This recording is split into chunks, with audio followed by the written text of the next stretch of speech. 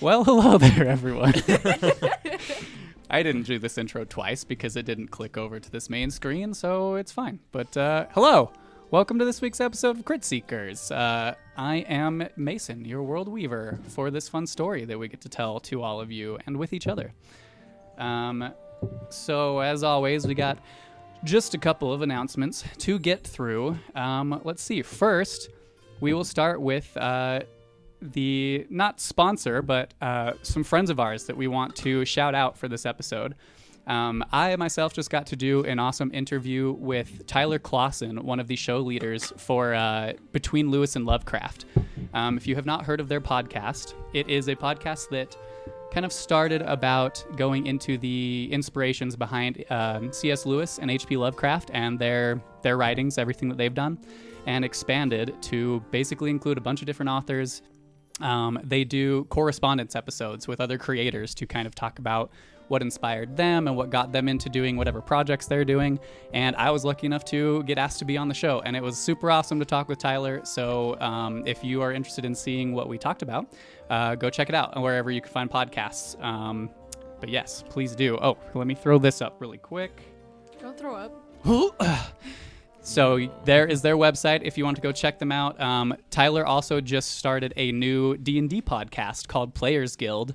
I was lucky enough to get the first couple episodes before it went live, and it is really good. So if you want another D&D podcast, something super entertaining with some great characters, and Tyler is an amazing DM. He's very good at like describing the scene and setting everything up and just running his game.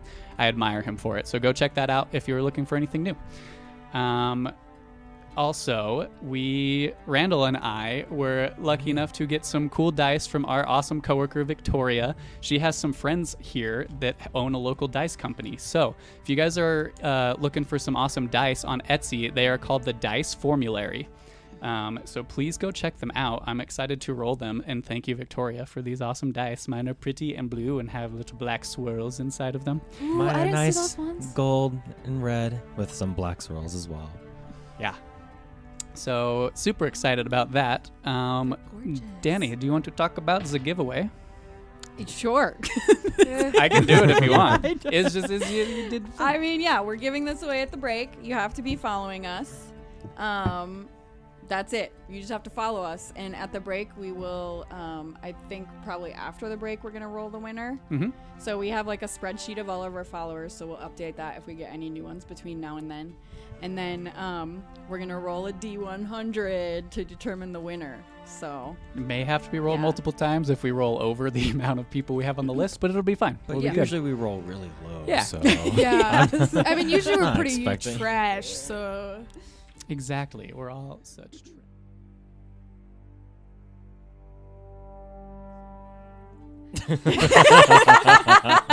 nailed it. Psych! We're starting soon. We're starting soon. I We clicked- are. I clicked the wrong button. I'm sorry. I've got a lot to do behind this screen, damn it.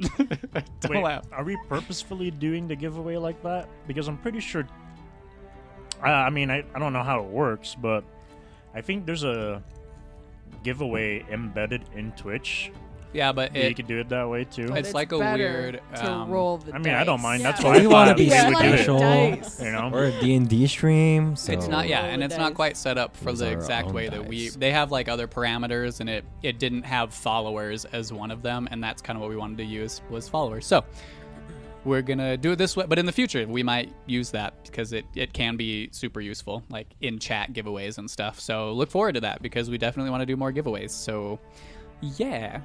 I think that's everything that we needed to talk about this week. So we will just start jumping into tonight's episode. So a quick recap of last episode. It's been a couple weeks since we've been on, so this is a refresher for me as well, so hopefully I remember everything that happened. But we began the session with the Taelented Seven camping out in a set of ruins that they had located just off of the lake where they faced the wrath-touched wolves. In these ruins, they had ran into another wolf himself who had revealed to be the self-proclaimed king of the wolves within this forest, Trokar.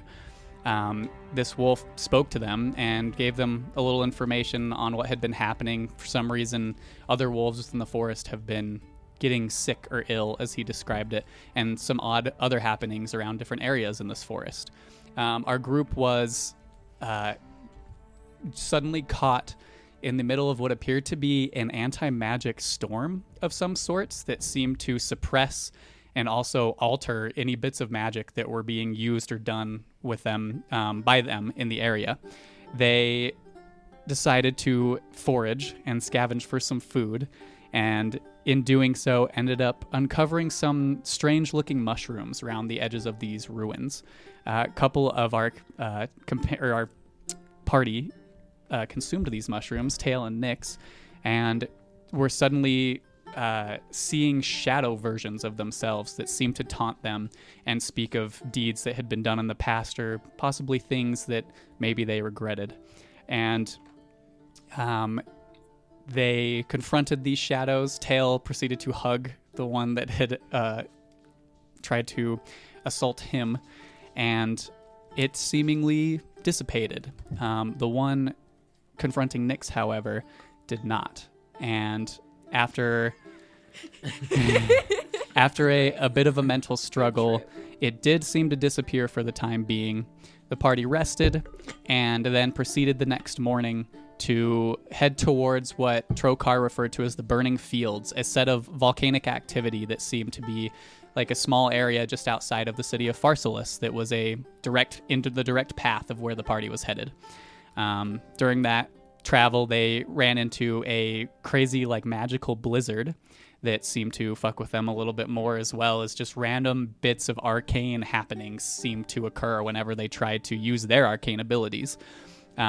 Towards the end of that, they witnessed shapes of more of these wrath-touch wolves following them within the trees, and a battle ensued. And after dispatching these wolves, they found their way to the edge of the Burning Fields as the sun was beginning to set. And that is where we pick up today. So, Taelented Seven, you find yourselves here as you reach the edge of a forest. You can see sprawling out in front of you a clearing. There is like a massive bout of steam almost rising from the cold air around you, mixing with the heat of these volcanic flows. You can see lava flowing very slowly across the area around you, the occasional burst of lava spouting from the ground. Not super high, but there are spouts that do burst up and create these flows of lava across the ground. The stone around the area seems to be hardened and almost turning to obsidian-like stone itself. But that is kind of what you see as the sun sets. So what would you guys like to do? I think we technically already took I think that first watch. we're starting to take our watch because that's right, because you recarved Yeah. the symbol into just Nimueh's made hand. it look a little better. Yeah, made it look a little bit neater. because Nimueh wanted first watch with 7 Yeah. for that reason. And I think that is where we ended it with that, Yep. finishing that first watch. Yeah. So we will come into second watch. Is Well, there? actually, before Yeah, we do that, go ahead. during my watch, like near the beginning, I'm going to use a greater restoration on Nyx. So hopefully she'll sleep off all of her exhaustions for the next day. Okay. And I will mark off the components and everything. Thanks. Yeah, for sure. And then just to, call myself out while they're doing that, to any of the people who have been following and know the rules, I did mess up with our wisdom saving calls with Nyx last session. So just call myself out there. I will be better about it from the future. It's all good. Yeah. Yeah. But A lot to keep track of. Yeah. There's a lot. they are aware they get to yell at me if I do these things. So it's fine. Okay, so... And then, last thing. Sorry. No, you're good. I have a lot of spells and a lot of things to do. So I'm going to cast Sending to Well, Lorenzo. So just before that, you step up to Nyx, who is like curled up and almost passed out in this sleeping bag just from the exhaustion and from the travels that have happened, because you were basically carried most of the way here. Yep. And Got then that just 6 foot movement.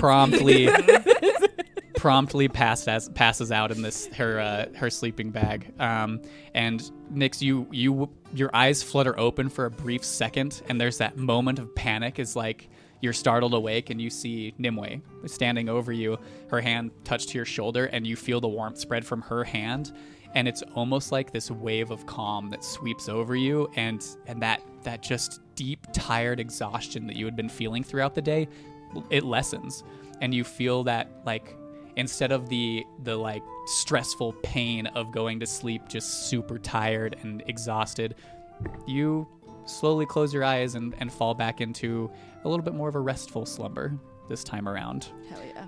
And you proceed to step back to your spot and cast Sending. Yes. Sorry. Okay. All right. So I'll cast Sending. So what did you mean by like you can maybe help? Like what did you mean by that? Ooh. Also, I'm sorry about the message. Magic is weird here. That's it. Okay. You get a response pretty quickly. Both spells do complete, by the way. There doesn't seem to be that same... You didn't notice any of that weird, like, metallic-y taste that you had last time that signified some weird storm. Mm-hmm. But you do get a response pretty quickly. And you hear Lorenzo's voice come through, but he seems a little bit, like, startled and almost out of breath. He says, hopefully that will become obvious eventually. I'm doing what I can. Just know that.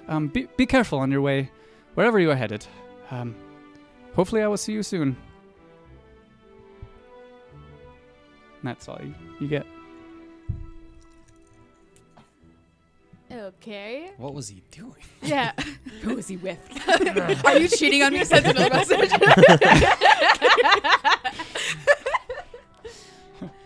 I'm sorry, Sharon. What was that? Oh, Nimueh. I mean Nimueh.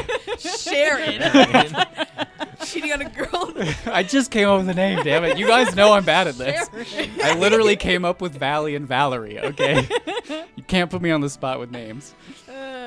Anyway, so you that's you all receive I got that? for tonight. But, Okay. Yeah. So who was it that was going to take second watch? Tail or you? Tail Nyx. Unless Nyx is just... It's pretty Those sure are it's just Nyx Tail. definitely needs, even though the spell did help, it did remove one level of exhaustion. She's still gonna need to Okay. sleep it off a Tail little goes bit. by himself. Okay. Well, Watch is so lonely tonight. Just me and Valley. Also, I guess not so lonely. What do I see? Make a perception check. 12. A 12. It's hard to see a lot in this area with the light of the lava flows in front of you. It almost makes the forest behind you just like that much darker. It's hard to see further than maybe 10, 15 feet from where you're camped. You do notice that there doesn't seem to be a lot of wildlife active in this area. A lot of them seem to be avoidant of this field of lava. And there is you all notice that like just even camped on the edges of this, there's a pretty intense heat coming just where you are. Like it's warm enough that even Nyx at some point through the night, you like throw off your sleeping bag because it's warm. Like it feels humid and warm just with the mix of the steam and the heat around you. But other than that, Is there some obsidian around me? make an investigation check.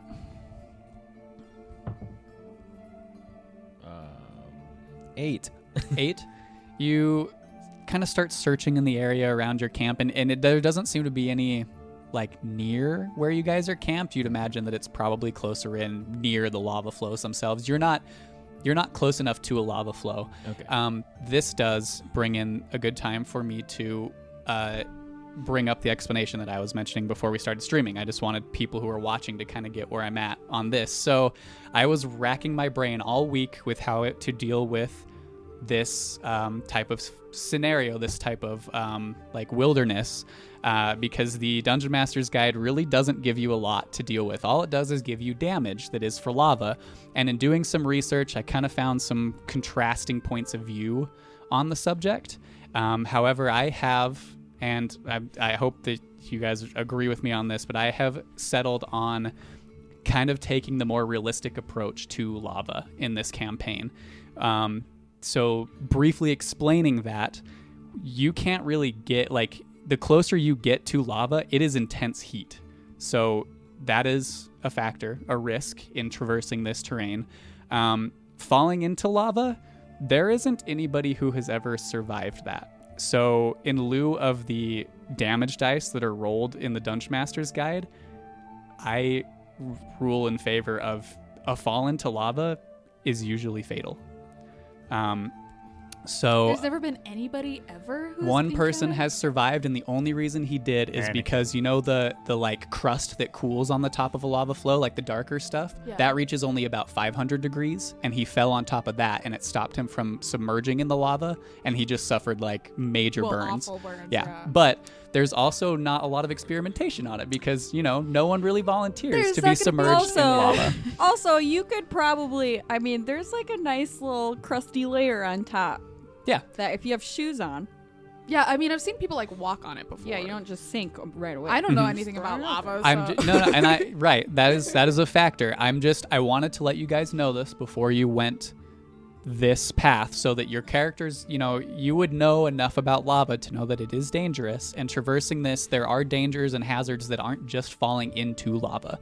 So just throwing that out there. Did Trokar make it seem like we could go over it and be okay, or like how long would it take up for us to go around? He directed you here. I mean, he did urge caution, but so to go around, I was looking at the map as well. That will add about 2 days onto your travel because you're going to have to skirt the outside, which will take you to the east of the forest you are, and you'll essentially, there'd be like a little stretch of forest before the road, but not much. So you'd have to either go to the road and then wrap back up around and go in, because it's like an almost oval shape of like stretch of flow. Okay. So that is where your decisions lie this next morning. How far across is it? Would I know? You know roughly. I mean, it really depends on your travel, but going through the lava flow will take you at the very most like a day, depending how slow you go. But it's probably going to be like a half a day's travel winding through and getting across there. So it is the faster route for sure, but it is definitely the more dangerous. Okay. So I suppose we can discuss it more when we all right. wake up. I just wanted to establish that before we did wake up. So, Tail, is there anything you would like to do for the rest of your watch? Not in particular. Okay. So you chill with Valley for a little bit. Eventually, you start to see the throes of the sunrise. The cloud cover and the storm front that had passed through the evening before has all but cleared. Now the only like vapor or anything obscuring your vision in the air is the steam that rises in clouds off of this lava flow. Other than that, it's a pretty clear, crisp day. So morning does find you all in more of a comfortable state than it did the night before, because as you're near these lava flows, it was kind of a warmer, comfortable sleep. Nyx, you wake up feeling like 2 times better than you did the day before. Your exhaustion is cleared. Cool. Thank God. Okay, Question: now I can change I that lost spell. a spell slot the day before. Do I get that back? Because that was magical stuff. Okay. It just I wasn't sure if it was like a it just 24-hour expended thing. It. Nope. Okay. It just expended that slot. Cool. So Yay! It's so satisfying taking a long rest on D&D Beyond and seeing all of your stuff reset. when you do wake up and look around, I won't have perception rolls for this because it's pretty obvious. Trokar is not near you at the moment. You don't see him around your camp currently. I didn't notice him walk away. No. Okay. Do I Wolves see be stealthy footsteps? bitches. Well, he's a big boy. Make a survival check for me.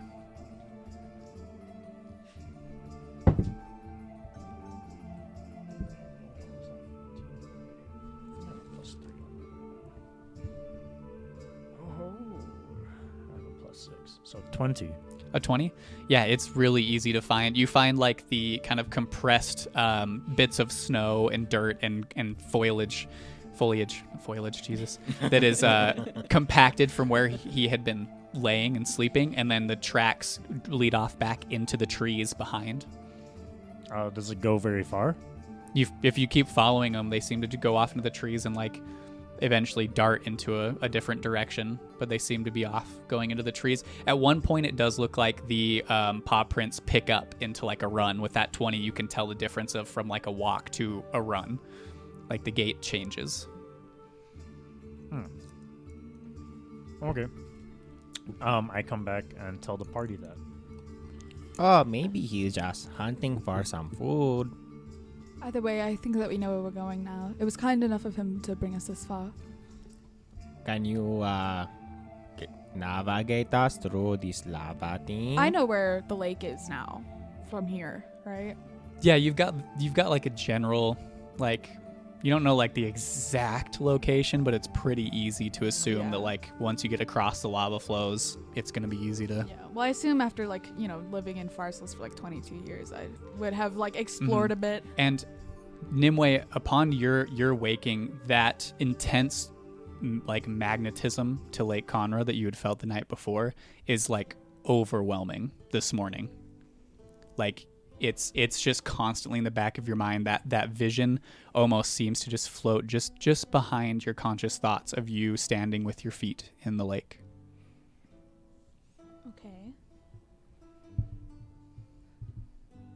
Okay, that's weird. Wait, Trokar's tracks were they led away and then it turned into a run. Mm-hmm. Are we not concerned about that? I mean, I think that he probably just left. He figured it was a good enough time.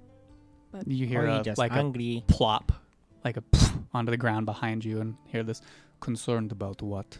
And you turn and see Trokar standing there with like this very like it's basically a foal, like a deer, a baby deer, but small enough that he could carry, like drag it back to the camp without struggle, and plops it down on the ground. And he just says, I figured I would bring food, seeing as we had such a struggle last evening. Why, thank you so much. Wow. See, I told you all. He just hunting. that is very kind of you. He gives a nod, like almost like a half bow, but not quite. I assume I know how to prepare this pretty well. I would say you and Seven's definitely quite yeah. skilled in the cleaning, butchering, and Hell carving yeah. of animals. So you guys set about to cleaning this carcass and preparing yourselves some food for the day. I actually do know in real life how to do this now. Same. I do too. Yeah. And Thanks, Dad. Trokar just kind of sits almost proudly cleaning you can see there's like blood on the paws, and like cleaning his paws off next to the fire, and looks to all of you as you're doing this and just says, yes, the Skoji thicket was very plentiful this day. The what? The Skoji thicket. The Skoji? What is that? How do you spell that? This forest. It's called Skoge. S-K-O. This forest is called the Skoji thicket. But with like the dots over the O's. Oh, okay. Oh, cute. It says, yes, that is what we call this forest. Is Koji a person? Or Could have been at one something? time. Oh, okay. But I that's know cool. what that name came from. Make a history check. Oof. I'd say roll with advantage because this is kind of your home area. Oh, that's way better. Mm-hmm. History plus 3, 19.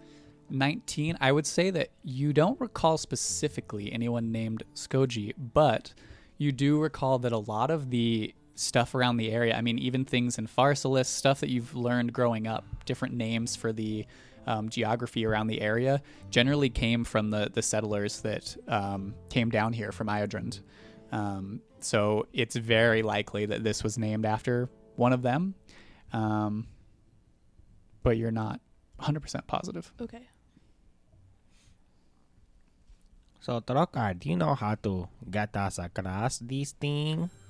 Well, we do not usually cross this ourselves, but it would be a very perilous journey. We would have to do much of a slow pace to find our way, but we could. Okay. Is there like a path across that takes you like less close to the lava, or? We will have to navigate that. Okay. Would it be more efficient to just walk around? It would add much days onto our travel. But if we had to walk slowly through the lava, wouldn't that also add time? We could get all the way across it today, couldn't we? Mm-hmm. Whereas if we took the long way around, it would take us 2 or so days. Do we have 2 Would it days still to be spar? 2 or so days if we went up to like the coastline and went the other way around? I don't know. Or does it 'Cause connect to the coastline? It doesn't connect to the coastline, but where you guys are,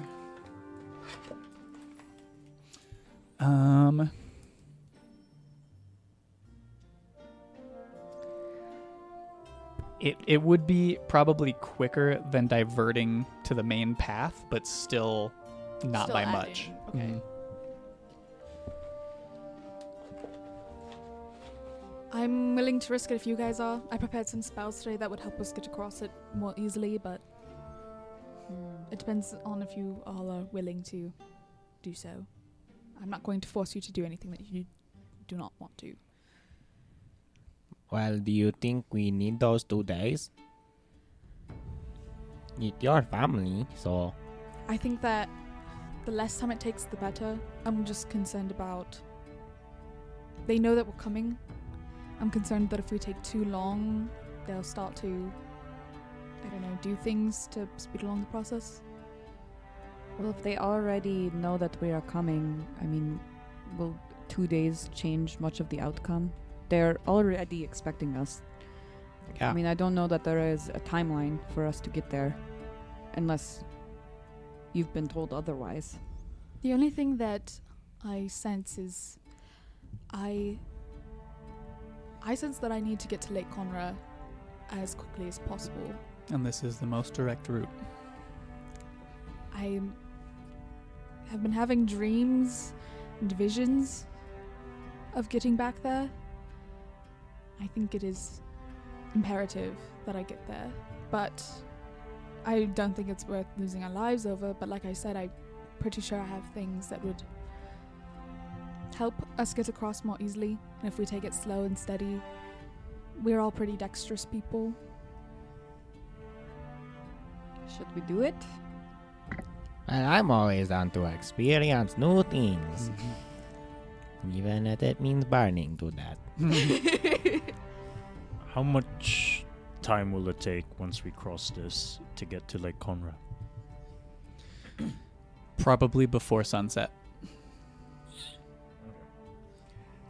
In that case, I think we also need a plan as to what we are going to do once we go to Lake Conra, as probably going unprepared facing my sisters is not the most intelligent move.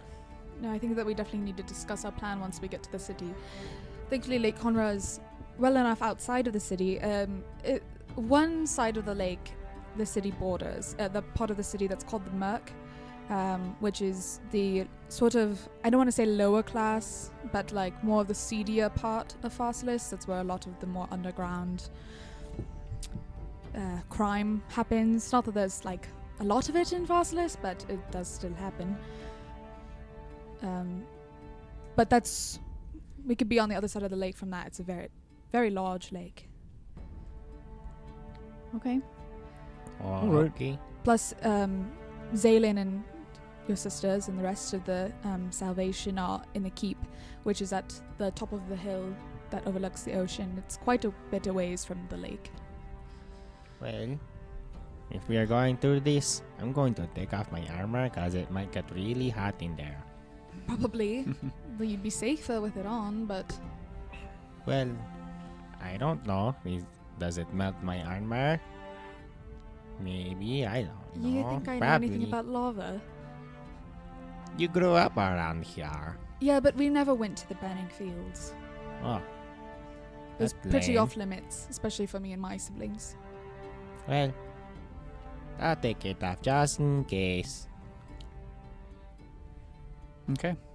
So as you guys are eating for the morning, preparing yourselves for this trek, Tail begins to strip off the now slightly worn and scarred bits of obsidian plate armor that he has been wearing for the time being. Wait. It's obsidian? Yeah. Yeah. Isn't that kind of perfect for Yeah, you'd think it would be kind of better. It's up Yeah, to you. I mean, I'm not gonna. I'll keep one glove out, and when we get to lava, or What's No, the you lightest do you, piece? you do. What's the lightest piece of my armor set? You can just Probably leave on, like, your the breastplate. gauntlets, maybe. How heavy would they be? How heavy would they be? Yeah. Gauntlets are still heavy as shit. Yeah. Yeah, I mean they're probably like Especially if they're full, made of 'cause your gauntlets go obsidian. like up mid wrist, Yeah. almost, and connect to the plate that's like your shoulder plates. They're probably like between 5 and 10 pounds each. Okay, 10 pounds is all I need. Mage hand it into the lava. Okay. Don't. Oh, wait. I'm going You're not to. gonna be able to touch it after you put it in. Never mind. Well, I'm going to mage. When we get close enough to lava, within 30 feet, I'm going to mage hand my gauntlet You're just and gonna dip ruin your gauntlet. the pinky into it, and then take it out after like a little bit. Is the mage hand in the gauntlet, like Yeah. wearing the gauntlet? Mage hand showing- comes back with 4 fingers. Exactly. That's what I want to do. You know, the mage hand Apparently only lava has affects so many magic. hit points, doesn't it? It can be destroyed. I actually don't remember. Is that I'll have to true? Look that up. I don't remember. Doesn't someone I have have no mid- idea. Well, is there? While I'm looking that up, is there anything else for the morning that you guys would like to do while you're preparing to do this? Any preparations that you would like to make? Anything of that nature? Well, once we get close enough to the lava, Yeah. because I want to make sure. Oh shit! It's gonna take us like the whole day to get across here. Enhanced ability only lasts for an hour. Okay, well, I'm definitely gonna cast Water Walk. Just that way, if Such anybody, a stupid use. if anybody it- steps in the lava, they don't go into it. You're just on top of You're it. gonna take the damage from the heat, but not death. Yeah, it's not gonna be as bad. And water walk is 8 hours. Water Or is walk it is an hour? It's like, yeah.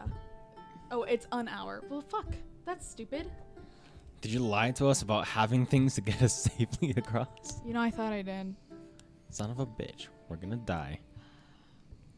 I brought this boat. I I didn't brought a realize boat. this boat wouldn't work in lava.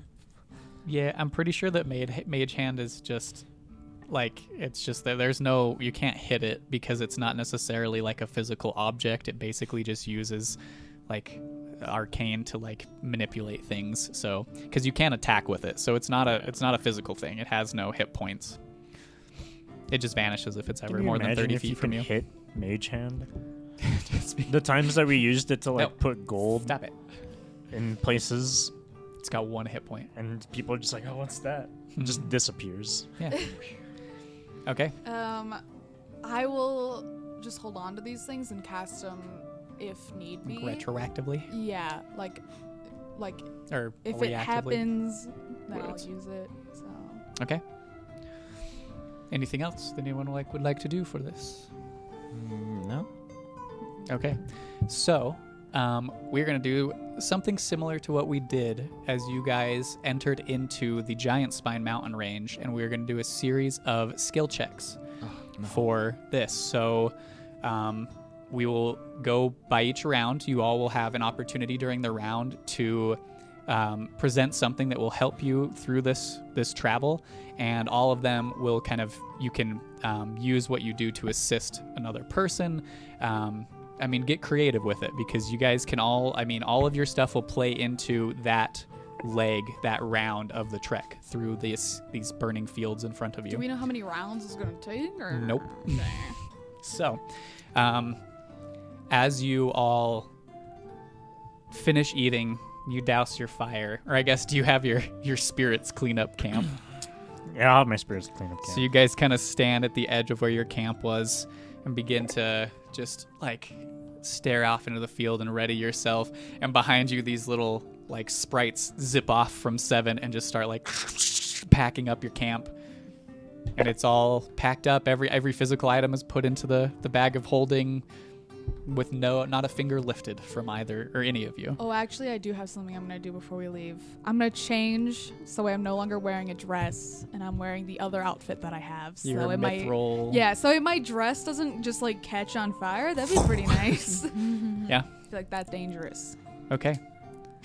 So Just gonna look something up now. you That's guys it, now though. stand on the edge of this steaming, heat-filled expanse in front of you.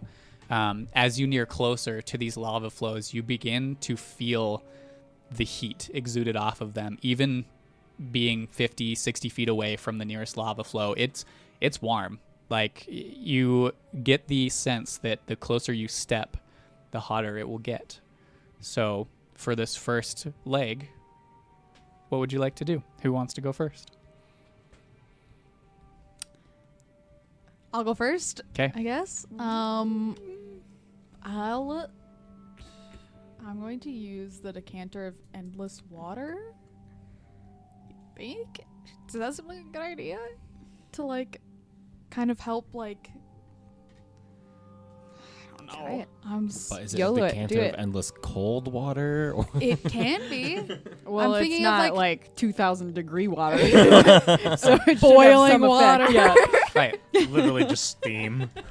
Well, no matter what, it's probably gonna steam quite a bit. Actually, that would probably obscure our path. I'm not. We've gonna do all that. played Minecraft. We know what happens when you pour Yeah, water. I Wow. would like to make Yeah. cobblestone. But if it's a lava source, then it's obsidian. Yeah, but only I guess that's fair. But fuck, I'm worried about the steam obscuring the path, so I'm actually not gonna do that. Somebody else go first. I don't know what I'm doing. Wait, so we're just like trying to find a path right now, right? Is that what you said? That Yeah. what's in front of us? So this is kind of the start of finding wherever you were I'll going lead. to. Okay. Okay. I search for a path. I cast guidance on you. Okay. So what are you gonna roll? You want to just start I'm like gonna try roll- to find the best route to like, Yeah. delve into this. So Yeah, pretty roll much. survival. You said guidance, right? Oh, thank God. Yeah, I think she did. I did. Yeah, I did. My Lord. 15. Okay.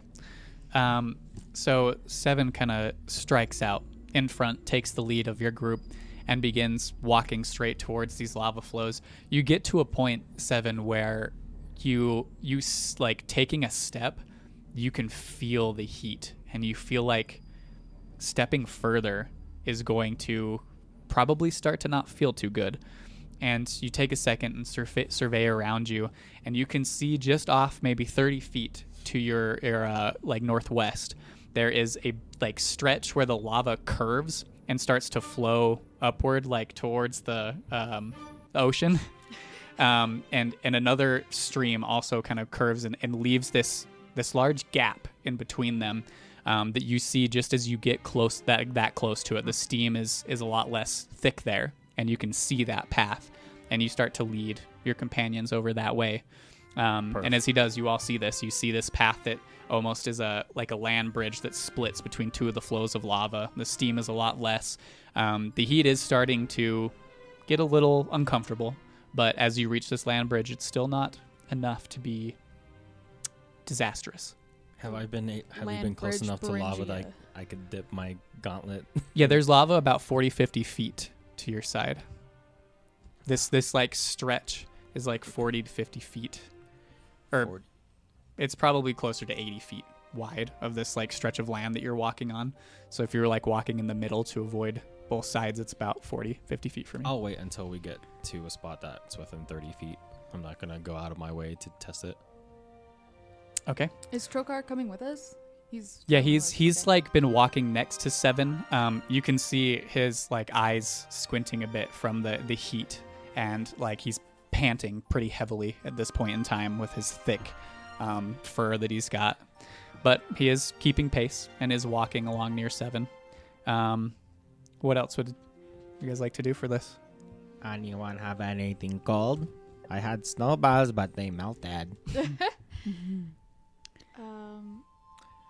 I don't really have anything that can help. I've got shape water, which can cool down. I only have monster Water. parts. I have a water mean, skin. I can fire off ice arrows, but Is it strong enough strong enough to do what? to freeze lava? Ah. Or can you make ice arrows and we just hold it next to us to keep us cool? I don't think. Maybe we Does should it work just- that way? No, the way that the enchantment works on your bow is it's 'Cause usually it's when it's the arrow fired is from, loosed. right? Yeah. Okay. I think that we should just try to trek on, and if we see something that needs to be fixed, then we do that. Okay. If you'd like, I can fire an arrow right next to your face. Might cool you off a little bit. I mean, maybe another day. All right, sounds good to me. Oh wait, can you fire off your ice arrow into this? What is it? I'm going to pull out a manticore mane. Okay. Why do you? And you want him to shoot the ice arrow into it? Yeah. I don't think that's necessary. I can cool things down. You know that, right? Very easily. You can? Yeah, I just get a little bit of water out of the decanter of endless, the decanter, and then I just freeze it with shape water. Oh.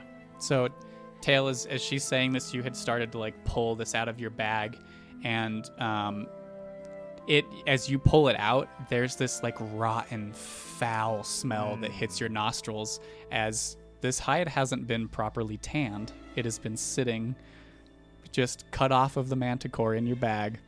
And you can see that it's like gross and ratty and rotten. There's no like bacteria or things that can grow within your bag. So there's no maggots, anything like that, but it smells rancid. And this all hits all of you like over the heat, over the steam. Tail opens his bag and pulls this out, and you all just smell this foul Put smell. Put it back in. I'll keep that for later. You shove it back in the bag. So much. Okay. Do you guys just want to?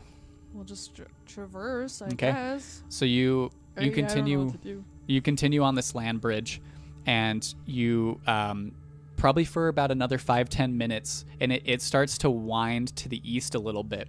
And as you go around that bend, and the steam in front of you, like kind of blocks around the corner, and as you step around the corner, you can see that the land bridge is then cut off by a really thick lava flow that just cuts right through it. And this is probably about 50 feet in front of you at the time being. Do I see anything else on like an alternative route or? You can make another. Well, I would say another survival check at disadvantage, because it is quite. You're like in the middle of like fog, almost like walls of fog or steam around you from this. So I'll use create or destroy water.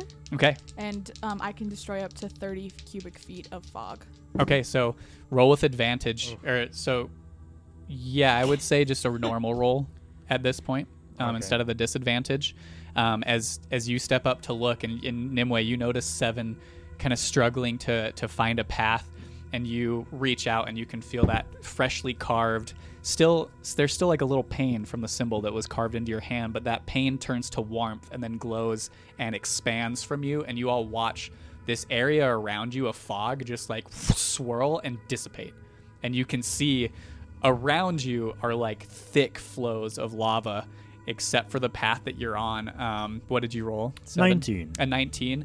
You can see that thick stream of lava that is in front of you, cutting off the land bridge that you are currently on. There's a skinny path that runs just east of that between two flows, but it is going to be quite precarious. You will have to get pretty close to some lava flows to get through it, but that is the only path you can see forward at the moment. I start heading that way. Okay. Yes, we I'm follow. just gonna have mage hand up. Okay. So as you near, you get about 30 feet from this thick flow of lava. I'm going to need you all to roll Constitution saving throws for me.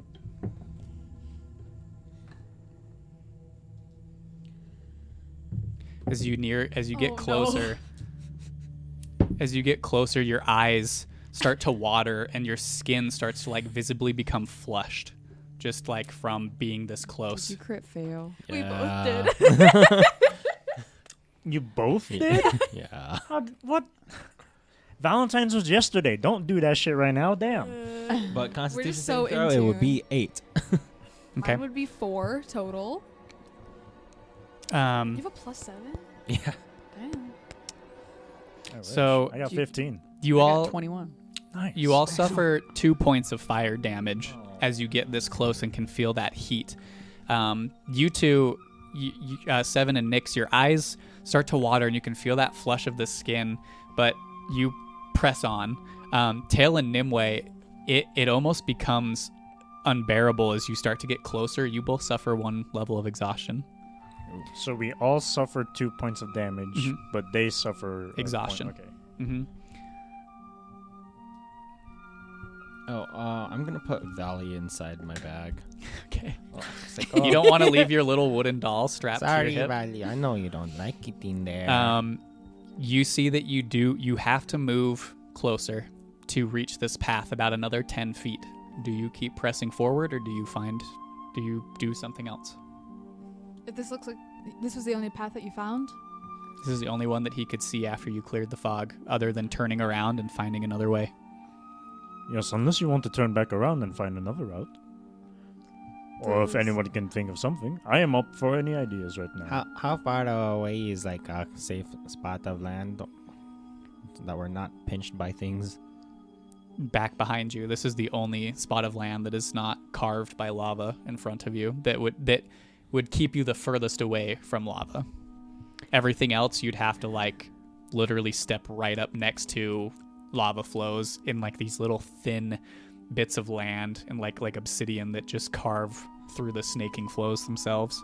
Okay. I mean, you guys look a little worse for wear. I'll be fine. You want to press on? I Bless should you. be okay. What does 1 level of exhaustion do again? It makes you have disadvantage on Disadvantage. ability checks. Ability Just okay. ability. Just check. ability. Just only ability checks.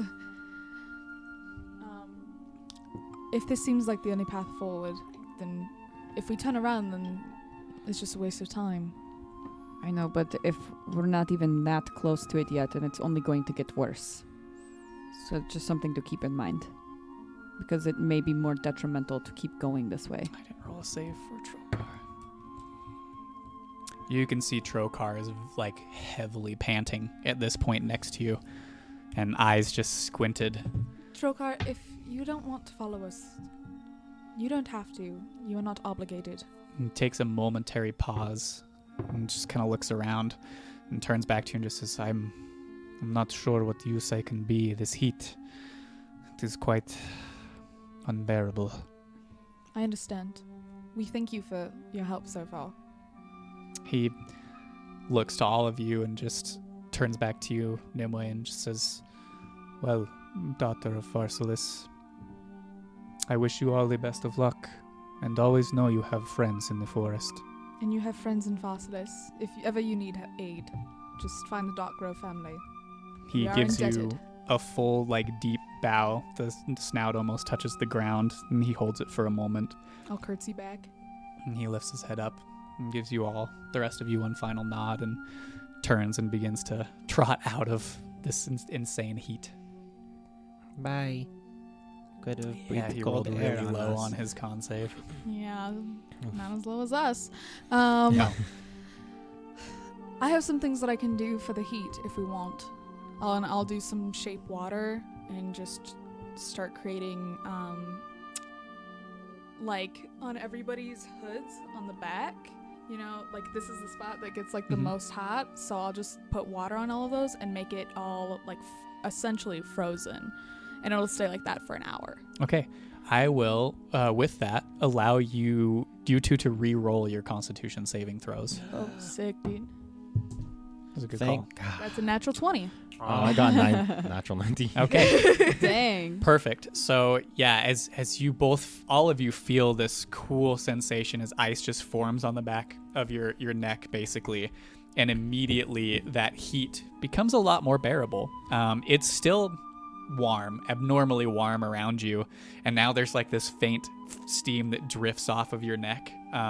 But the It'll ice stay holds. cold Yeah, though because shape water is the ice magic. holds. It stays cold, and you all feel a lot more refreshed. Oh, thank you. Do you continue on? I want to turn around and check for any other routes I might have missed just because I couldn't see it. How long does the fog clear? Isn't it just momentarily? It just destroys it. So if the fog would seep back in, Yeah. I So think- at this point, you turn around and the Let me fog double has reformed.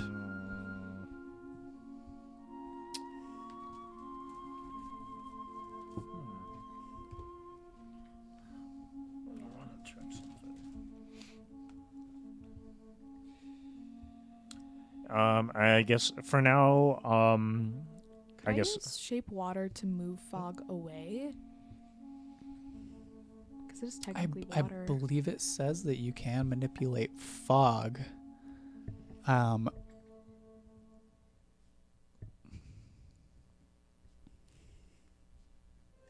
No? It doesn't say anything about fog. It just says water. But I don't know if... I would say no, only because that spell is very specific to one like form of water. Yeah. So I would say no, you can't. The like the molecules of fog or of like steam and fog are a little bit.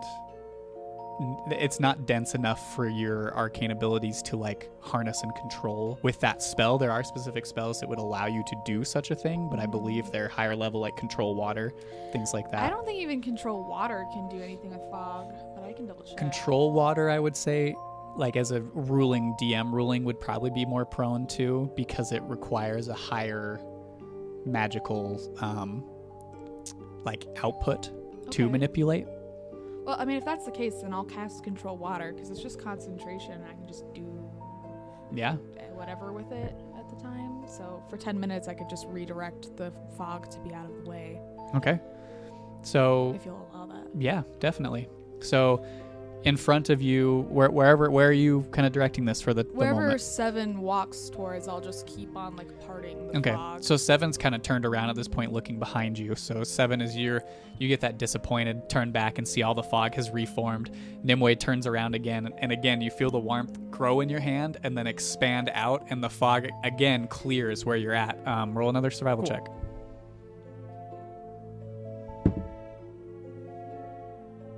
no. 15 again, I think. Yeah. A 15 again. There's nothing in your immediate vicinity Okay. other than this path in front of you. Well, this is the only thing I can see, so unless we want to go back and possibly find a different route from where we started, this is about the only way we can go. I think that we can do it. I think we'll be all right. All right. Is Okay. it possible for me to take the fog and then just like push it down into the lava and try to like make the lava like crust over? Yeah. There is a lot of it, and it is a flow. Well, I have- This one's quite thick. That's fair, but anything that would like kind of help to just like dissipate the heat even like minutely, you know? Okay. Especially if I can like concentrate it in the path that we're going towards. Yeah. I think Because I am that's water doable. god, as Danny wrote in her notes.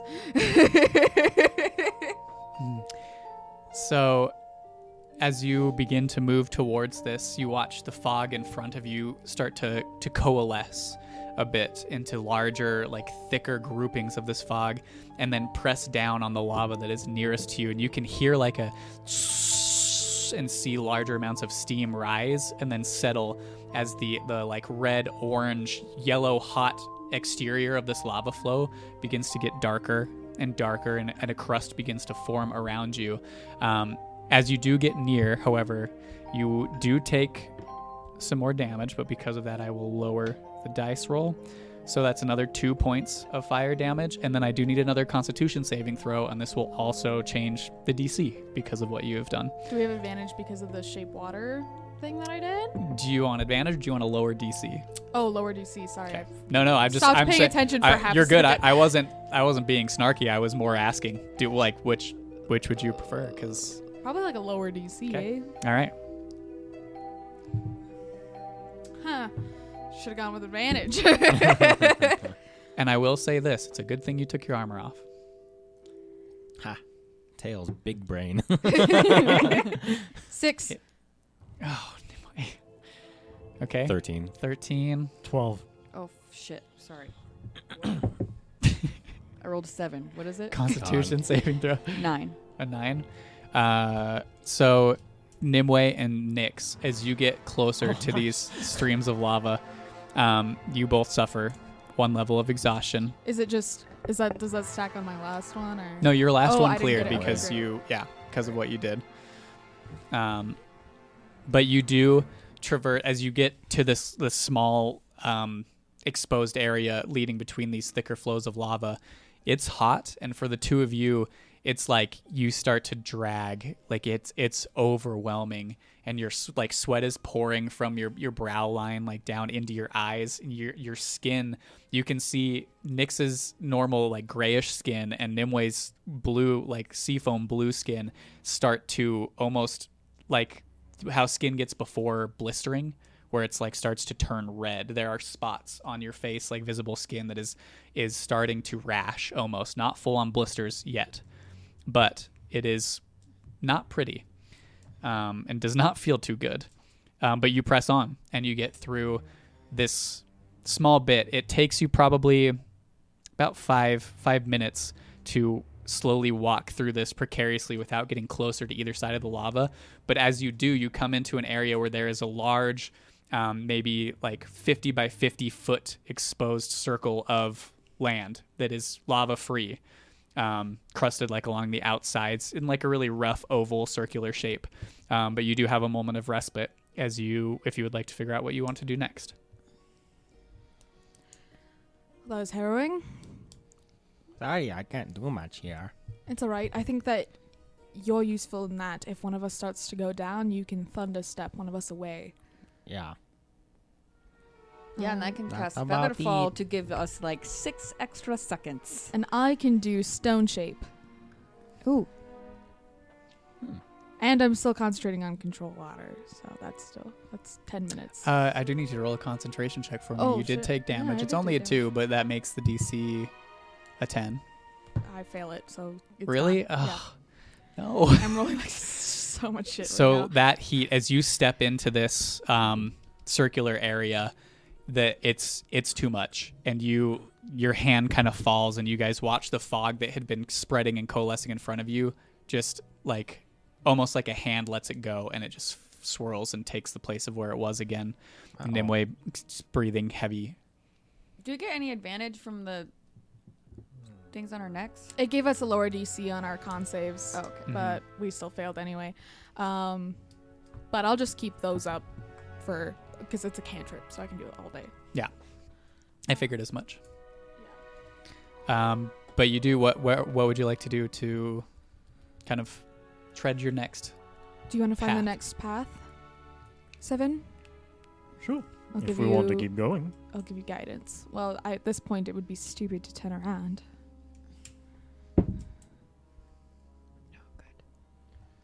I give you guidance, right? Did I say it out loud? 'Cause I was Yeah. thinking it. Okay. I definitely thought it, and then I was like, did I say it out loud? 5 seconds prior. Yeah, okay, good. I listen, okay. Relatable. 25. 25. This time, from this larger exposed stretch of land, it's easier to kind of pace around the edges and eyeball everything close enough without stepping too close and receiving the wrath of the lava. But you do end up finding there is a large stretch of land that seems like separated from these lava flows. There, it's flat. You can see grass growing. Like, this is separate enough from the lava flows and the spouts that there's a large chunk of it. It does veer off east a little bit, but it's your best chance at going, gaining a bit of ground. I'll take it. Okay, so you guys start walking on that, and you walk on this stretch of land for a good hour, a little over an hour, and there's steam and heat that comes from your sides, but there are like bits of greenery and shrubs and stuff that you see growing in this area. Anything interesting that would be like good for like my herbalism kit or anything? Make for a any nature check. Medical things. Disadvantage because I'm exhausted. I haven't had to pull up that thing since Ben left us. Okay, it's trash. Did you say nature? Yeah. Okay, it's a 1. Well, Because I rolled a 2 and I have a -1. never mind. I will not pull up that. You don't have to pull it up. I'm trash. So yeah, there's you. You're kind of flushed and more like trying to keep the focus on keeping those spells up and keeping everybody's like cooled. You glance to your sides. It all just looks like grass to you. Like nothing stands out for There's you a to lot of even grass step around over. here. Like it's almost a passing thought where you're like, is there anything useful here? It's just grass. And you just keep walking. But yeah, about 2 hours, an hour and a half passes and you come to almost like a small pond of lava with this spout in the middle that's just like occasionally like you can see lava shoot up and splash into the pond. But it is directly in the path that you need to go. That's good. Do you want You to know, find if another? Barty had just gotten us to Farsolis, That's his it's not fault. worth thinking Yep. about. Yeah. This is Barty's fault. is No, what's- yeah. He told What us we're all the introducing. dangers of the spell. Okay. You did. Yeah. And 7. Do you want to find another path? I will find another path. Guidance. Oh.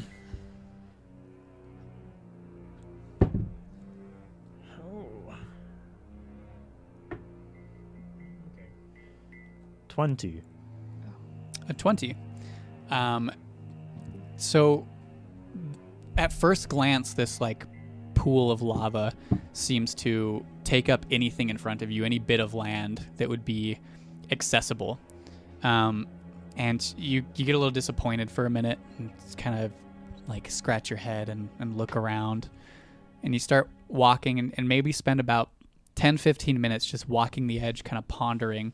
And you can see there's a moment where Sorry. you turn around frustrated, and instead of in front of you, behind you, to your right, to the right of where you had exited out of your original path, there's this small bridge of like stone and dirt that goes over a thin flow of lava, and you can see like where the lava has flowed through. It's like crusted with obsidian, but there is like a little bridge that goes over. It would put you close to the lava again, but it is a way out of this area. All right. I'll take it. All right, let's go. We're already I'll here this cast far. Bless right as we're about to go over it. Okay. And I'll do it at 2nd level, so we're all blessed. Okay. So, Plus a D4, right? Plus a d4 to saving throws and attack rolls, but we're not making attack rolls. I rolled a 1, so you all suffer 1 point of fire damage. How's everybody looking? as you start to 5 climb, points of damage. as you It's start really to climb this like natural bridge cresting over this flow of lava, and I need everyone to give me Constitution saving throws. Plus 1d4. Yep, plus your D4, and with your neck stuff, I will lower the DC. No. 7. Yeah? 27. Sorry, not 27. Whoops, I can't count. 22. 10. Hey, look, I crit. Oh. Okay, so 10 25. was just enough. Oh my god. That's a lie. 21. Nix. I'm not Did you those- all push. add a d4? Yeah. Oh, no, I didn't. Those 2 levels of exhaustion. Back and yeah. forth. God damn it. And we Better back. than 4 and levels, we back. yeah. Yeah, that sucks. That's true. You, as you like are crossing this stone bridge, you pause at the top, and you all hear Nyx just give this like huge sigh, and you turn around, and there, like right on your cheek, one of those like red patches of skin has started to blister, and it's like you can see she's just standing there almost like dazed in a slight sense, and you slowly at half speed walk the rest of the way onto the land at the edge of the bridge, and you all look around, and it's make some perception checks for me. Would love to. I'm not rolling like shit at all tonight. 17. 0.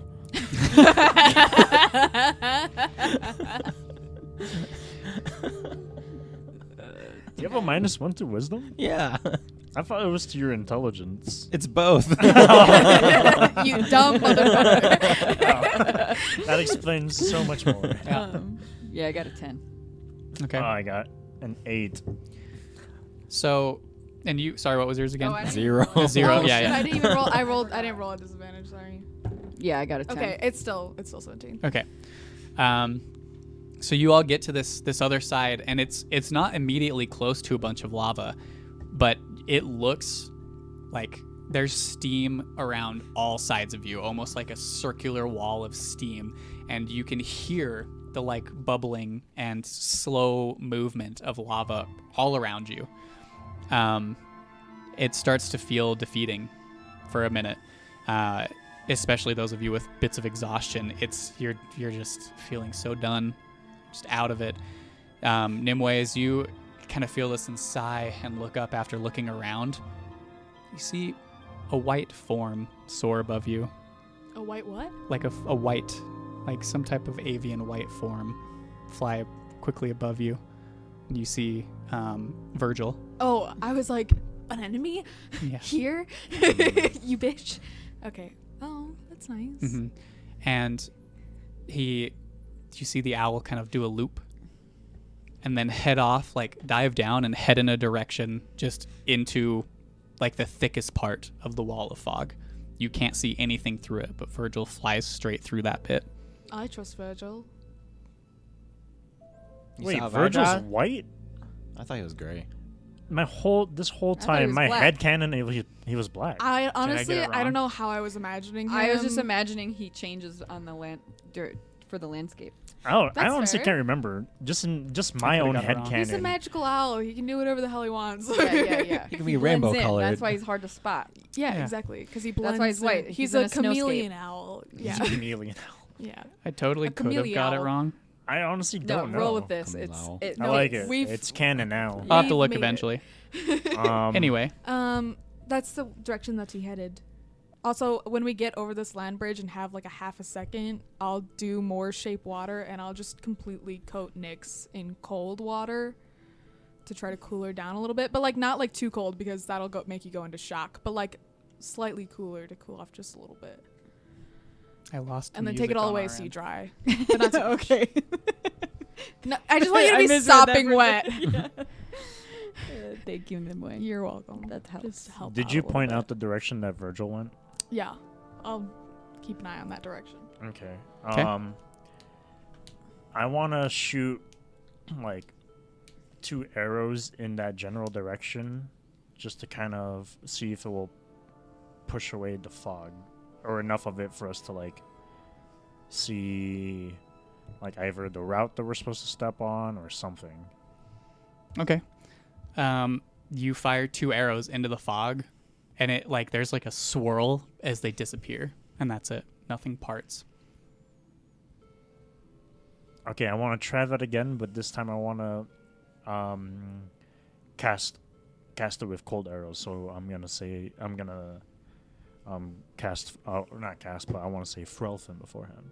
Okay. See if that will make a difference. Yeah. So you, Seven pulls his bow out and says the words, and you can see the runes like light up along the edge. The frost coat the string, and as both arrows loose, again the arrows just disappear into the fog. I could Alright, try to well. do control water again. I mean, that's your call. Does that count as spells? Yeah. Well, then it's up to you. We don't have to. I just figured it was worth a shot to make things easier. Well, we know that's the direction he's going. I'd rather not walk totally blind. Well, But if I do that, then I can't concentrate on anything else. I can just go forth. We'll find out, I guess. We're already here, might as well. Alright, I'll cast guidance on you. Alright, I go into the direction that Virgil went. Okay. You just walk that way. Yeah, Very much. carefully and slowly, please. Okay. So you see Seven hesitantly step up to this wall of fog. And Seven, you step through and you watch Seven disappear into this wall of fog. It's thick enough that you can't see him where he goes. Seven, as you step through, you hear this splash. And you panic and look down. But you're standing in water. I did it. Wait, what? Is it like boiling water? It's warm. Oh, faithful. Can they... Yeah, I'm just thinking about that, like that pool of water at Yellowstone that like kills people if you go into it. You know, that's what's coming to mind. I'm gonna yell it's, back it's, behind it's me. warm. It's like really warm, but it's not 2,000 degrees warm. I'm gonna yell behind me, be like, "Come in, the water's warm." Okay. Guess we'll follow. Walk in. Okay. So you all step through where Seven had just entered, and again, there's like a splash, and you can feel those of you with like, not sealed boots and footwear can feel the warm water. I mean, it's like hot tub temperature that like seeps in to your feet, but you are standing in around you, and you can only see about 5 feet around you is a pool of water. There's so much fog around that it's hard to see anywhere else, but you are currently in water. Why is there water here? I don't know. Wait, are we Yeah. like submerged in water? Like there's no more land? It's very shallow. It's probably up to okay. your ankles. Okay. Should we keep walking forward, try to continue? get out of this thick fog? I I'll try to guess keep so. an eye Any out other for option? Virgil and see if he's like leading us still. Make a perception check. Disadvantage. Oh, okay. 21. 21. So you have this thought and kind of frantically look around you, and you feel a breeze brush past your ear, and your hair kind of flutters with the form of Virgil, who swoops past you. None of the rest of you can see that. Well, actually, Tail, make a perception check. Okay, 0 Tail might be perception. able to see it. 2. No. You just like, you're looking around and you feel this whoosh past your head. But Virgil just like steadfast straight in front where you guys are walking and just sails into the fog and disappears. I'll start leading us carefully in the direction that I see Virgil going, and I'm going to keep a really close eye out to see if he's still leading us. And I'm also going to keep a very close eye out at my feet to make sure I'm not stepping in lava. Okay. So with that, I won't make you roll 50 times for this, but Thank you. you follow it, and the water gets deeper as you go, but not terribly. Like it gets probably about to knee height, a little above knee height at one point in time, and it's an odd feeling. It's like this really warm water that's just seeping into your boots and anything around your feet. Kind of makes you feel like you peed, you know? Yeah. My But you favorite. wade through it, and for quite some time, and eventually you end up stepping onto like this shore that becomes visible as you get closer. The fog seems to lessen more and more as you get closer to the shore, but you do step up onto land at a point in time and out of the water. How long have we been traveling at this point? It's probably like, you probably wade through this water for like 30, 45 minutes How long have we been traveling in total? in total. With like pauses, looking for things, the slowness of like moving through it, I'd say it's probably been like 4 or 5 hours. Okay, so we should be getting like kind of close because he did say it took like half a day. Yeah. So we're probably only a couple more hours. Is it still super foggy? The fog is lessened in this area. There is still fog kind of rolling off. In front of you, you can see the fog like You good? rolling off of the area by like where you are, where the water is, but it doesn't seem to be emanating from in front of you. It almost seems to just be like rolling off of the area where you just came from. Okay. I just say thank you, Virgil. And Did we make it? I think that there might be still some more to go. I'm not quite positive, but based on the amount of time that we've been traveling, I'd say that we're most of the way there. But- Are we there yet? Don't make me turn this car around. So what do you do? He's standing on this shore. Seven, do you Edge, want to take a not look even a around? shore. All right, I guess I'll take another look around. I'll cast guidance. Do you need me to carry you, Organics? Oh, it's fine. I'm chugging along. Yeah, definitely 4 or 5 hours with that last little bit of Nyx kind of moving slowly through the water too. 27. 27. I feel so bad for you. The fog around you, it's hard to see, and so you take a couple steps towards, or like you move a few feet into the land that you've just stepped up on, and about 15 feet in front of you, where the edge of the like rolling fog is, you emerge from a bank of fog and steam, and you see probably about 50 feet in front of you. There's still like these small trickles of lava that seem to come up from like spouts, but they're a lot smaller than anything you had seen before. And about 50, 60 feet in front of you is the edge of a forest line. I think we did it. Oh, good job, Thank me. gods. All right. So you all move out. Can we see what time of day it is right now? You can't necessarily, well, Yeah, I mean it's the sun has started to lower in the sky. It's not quite sunset, but it's definitely afternoon. Nimueh can pull out her time orb and see that it's I keep forgetting you have that. It's like Me too. starting into late afternoon. It's like right on the cusp. And Trokar said that we could make it to Lake Conrad before the end of the day, right? Mhm. It's not. You, Nimueh, would make a intelligence check for me. Guidance. Is it?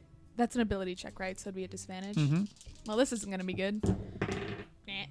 1. Not a dirty one. It's not natural, but I rolled a 2 minus 1. Okay. Yeah, you think that Lake Conrad's a ways away, but you're not at all sure about how much longer this will be. The exhaustion and the heat, like the cooler air around you as you stepped out of that like steam fog bank was refreshing, and it kind of distracted you from that thought. Like it's more you soaking in the fact that you're not surrounded by blistering heat anymore. Yeah, at this point, I'll for myself and especially for Nyx, especially the places where she like blistered on her face and stuff like that, I'll do some like concentrated like cure wounds to get rid of that. If it's not super hot anymore, I'm gonna put my armor back on. Okay. So as you're standing there, tail just starts to pull out. You hear like the thud of like armor as it lands up from the bag onto the ground as he pulls it all out and starts to take the time to put it on. Take out Valley and make sure that he's breathing. He's not. He's a wound He's not breathing. Son of a bitch. They got Valley. And you'll heal back to full because of the cure wounds. Yeah. I'm just gonna cast once on her and once on I'm glad I myself. couldn't see what that looked like. I mean, it wasn't pretty, but As the like warm divine energy passes into you, Nyx, that like hot, just painful feeling across your face and your exposed skin lessens, and it almost feels like putting aloe on a burn. That's what I was Yeah. imagining. Mm-hmm. Nice. Aloe vera Kind of that Magical cooling I actually sensation. do have some magical aloe vera, but I'm not gonna waste it on Yeah, this you do. situation. But yeah, what would you guys like to do? The forest lies beyond you. So would I know, like, can we see like where, like, how far maybe like the coast is off to the west of here, or was that like too far out of sight? You're like the forest line kind of wraps around, and then like the vision is like the forest line, and then down the line you can see the fog bank that picks up where like the thicker flows of lava are. So it's, I mean, you can't really see anything. Okay, so my best bet is just to travel northward. I would have no idea in which direction Lake Conrad is at this point, would I? Nope, not with the one. Yeah. If you guys have Can any I other ways of see- figuring that out, feel free to throw them at me. You want Oh, me to climb up a tree I can again? cast commune. What that do? I guess you It could. lets me talk to Varuna directly and ask her 3 Oh. questions. Well, you can if you want. I'm going to see if there are any tracks I can find.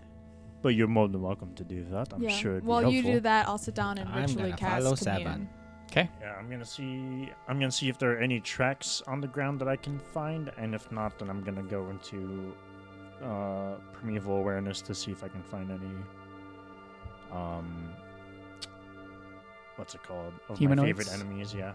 Make a survival check for yours, for your checking for tracks. Nimueh, you are casting commune. Mm-hmm. Okay. Do you have a specific way that you are preparing for this? I will take out the petrified wood that I picked up, and I'll just sort of lay it in front of me and sort of like set up like a ritual area around me, and then I'll sit on the ground and I'll have my hands clasped with the symbol of Varuna on the outside, Mm-hmm. and I'll sit down and concentrate for 10 minutes and ritually cast commune. Okay.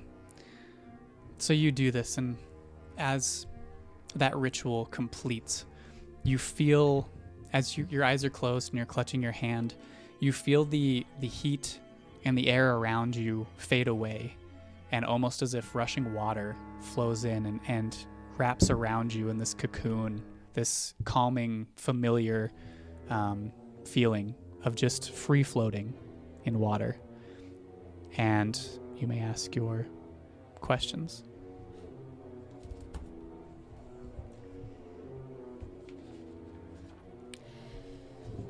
Is Lake Conrad directly north of here? As you feel this kind of free floating in the water around you, there's a current that brushes across both of your cheeks, like from behind, and it's almost a warming current that brushes that way, and it almost pushes your thoughts northward. Northward, okay. Mm-hmm.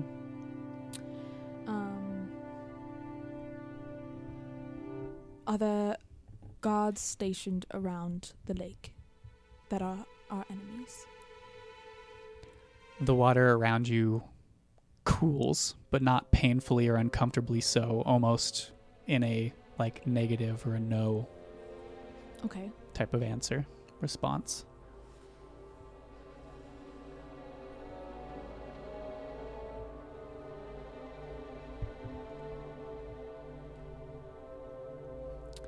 Is Zaylin looking to harm us or to negotiate? Or, no, I can only ask yes or no. Is he looking to harm us? That kind of cool water that was surrounding you dissipates, and you almost float just in like an unclear Okay. type of response. All right, that's all my questions. And your eyes open back up. You see around you. 7, what did you roll? 16. A 16.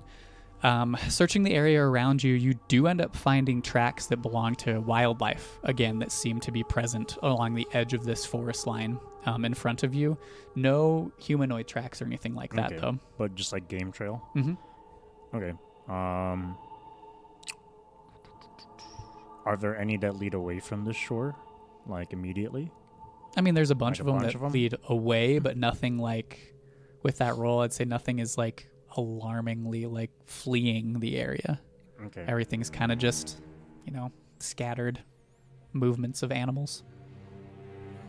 Mm, okay.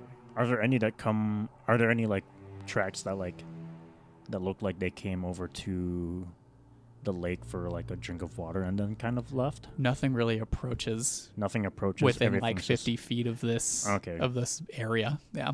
Everything seems to avoid the heat. Okay, that makes sense. Based off just the tracks here, unless I have no idea how the environment around here works or how the lands around here govern themselves, but my guess is that Lake Conra is still a little bit of a ways, because if animals are coming around here, but they're not taking a drink of water over here, they're mostly leaving, so there has to be another body of water that they are getting their drink from. Yes, I just talked to Varuna, and it seems that the lake is directly north of here, although I didn't get a sense of how far. But Trokar did say that we would be able to reach it by the end of the day. So it shouldn't be too much further, just a couple more hours, I'm going to assume. All right, let's start heading that direction. Okay. You do travel into the forest for a little over another hour. And as you do, you can see the oranges and pinks start to take the sky as the sun begins to set. And eventually you near the edge of a forest line. And with the setting sun, you emerge from the tree line, immediately spotting the still waters of Lake Conra to your west. Is it frozen at this time of year? 'Cause It typically freezes. with the sunlight present, like today, the freeze over the surface has all but melted. Like there's still little floating bits of ice, but it does seem not frozen over currently. Okay. Beyond the lake, to your north, you can see the shapes of buildings casually rising up a coastal hillside. And at the very edge, on the largest hill, you see this cylindrical structure rising to the sky, dotted the entire length with blue-green glass windows. But the light that usually shines out into the deep blue waters, guiding sailors to its harbor, is now dark. Though it appears none will be led to this safe haven, one has finally returned home after her own time adrift. And we're going to take our break there. So we will be right back. The lighthouse. Stick around if you are wanting to see who wins the giveaway, because when we come back from break, we will be doing that. So we will come back here in like 15 minutes. We'll see you all soon, and we can't wait to do the giveaway. So be back. Oh, Danny.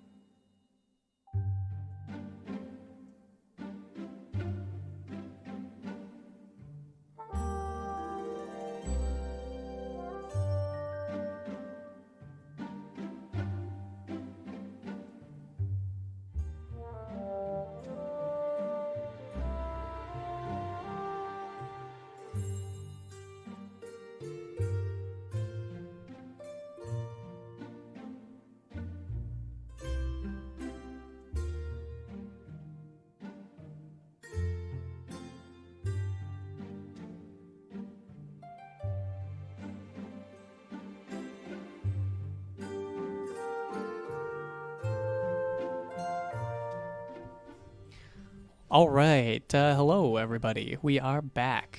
So, before we jump back into things, we're going to do the dice bag giveaway. So, hopefully you're ready for this. All right. For this. I've got the spreadsheet open. Do we want to... Let's see. It is... Do we want to roll it on the battle map? You want to do it that way? Or do you just want to roll it? Well, yeah, if somebody else wants to do it. I'll or do use it. your D100. Fine. But if it's above, what, 67? Oh, Because wait. we know Well, I always yeah. roll low, so I won't go above. Won't go All right. above 20. Watch, you get 100. All right. So here we go. We'll re-roll for anything above that. Can 32. anybody even see Oh, that? perfect. Wow, perfect. Hell yeah. 32. Who is 32? Hurricane Cat. Hell yeah. No, so our winner is Kenzie Go Lucky. It's Kenzie. Hey, Wow. we know them. Hell yeah. Hey, well, Congratulations. congratulations. It's a pretty damn awesome dice bag, so you get a cool freaking dice bag handmade by Danny, Your best friend. your best friend. Everyone saw me roll. It was not rigged. It's not rigged. There was okay? no rig We were there. just doing our follower list. All right. Well, All right, well, I'll ship that this week. yeah. Hell yeah. So, yeah, we'll get that to you soon. Sweet. Hells yeah. All right. Wait, who won it again? Kenzie. Kenzie. Kenzie. There you go. I knew that. Mm-hmm. Nice. Nice. Worked out perfectly. All right. Okay. Well, maybe that's why Wade said, "Dang, I lost." Just like super Predicted the early. future. He yeah, just knew. he just He knew. predicted. He knew he was gonna lose. He was preparing. Yeah. Okay. So we. Oh, she's actually watching the stream. We only have Hey. 7 viewers, and she's one of them. I love Aw, you. you the bestest. All right. That's why I rigged the roll for you. Just So- like the election. we pick back up. Too soon, dude. Sorry. Though a little side note on that, that is a way to that Twitch does giveaways are people who like because like you if there is like a giveaway through like the embedded Twitch like to apply to it you have to be watching because you have to type whatever we Mhm. want them to type Oh, yeah. in a certain amount of time. Oh, we'll get there at Yeah, that yeah. eventually. So yeah, it will be nice because then you'd be like, the people who can win are the only ones who Who are are watching, watching yeah. us. yeah, it's true. But all right. But yeah, anyway. So, we pick back up with the Taelented Seven on the outskirts now of Lake Conra, just outside of the coastal city of Farsolis, with the daughter of Farsolis finally returning home. I mean, there's a lot of daughters of Farsolis. Yeah, but But like the. Your mom's a city? spoilers, dude. Yeah.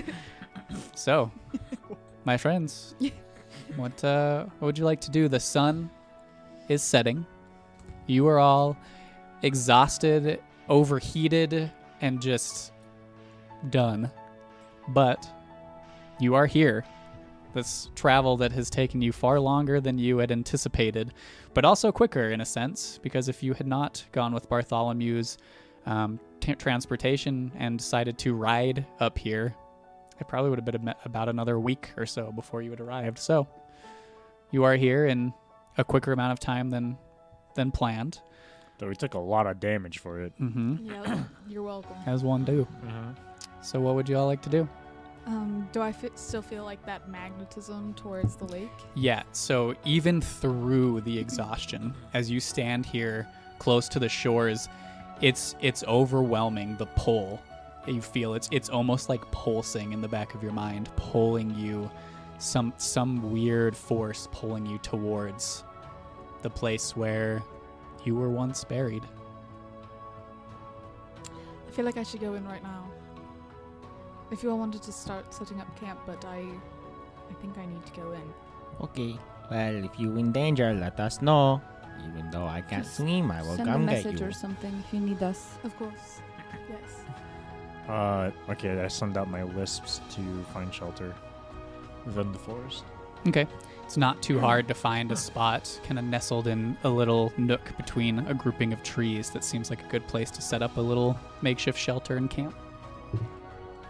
I kind of walk up to the edge of the lake, and my hands are shaking, and I clasp them to stop them, and I hesitate for a really long time, and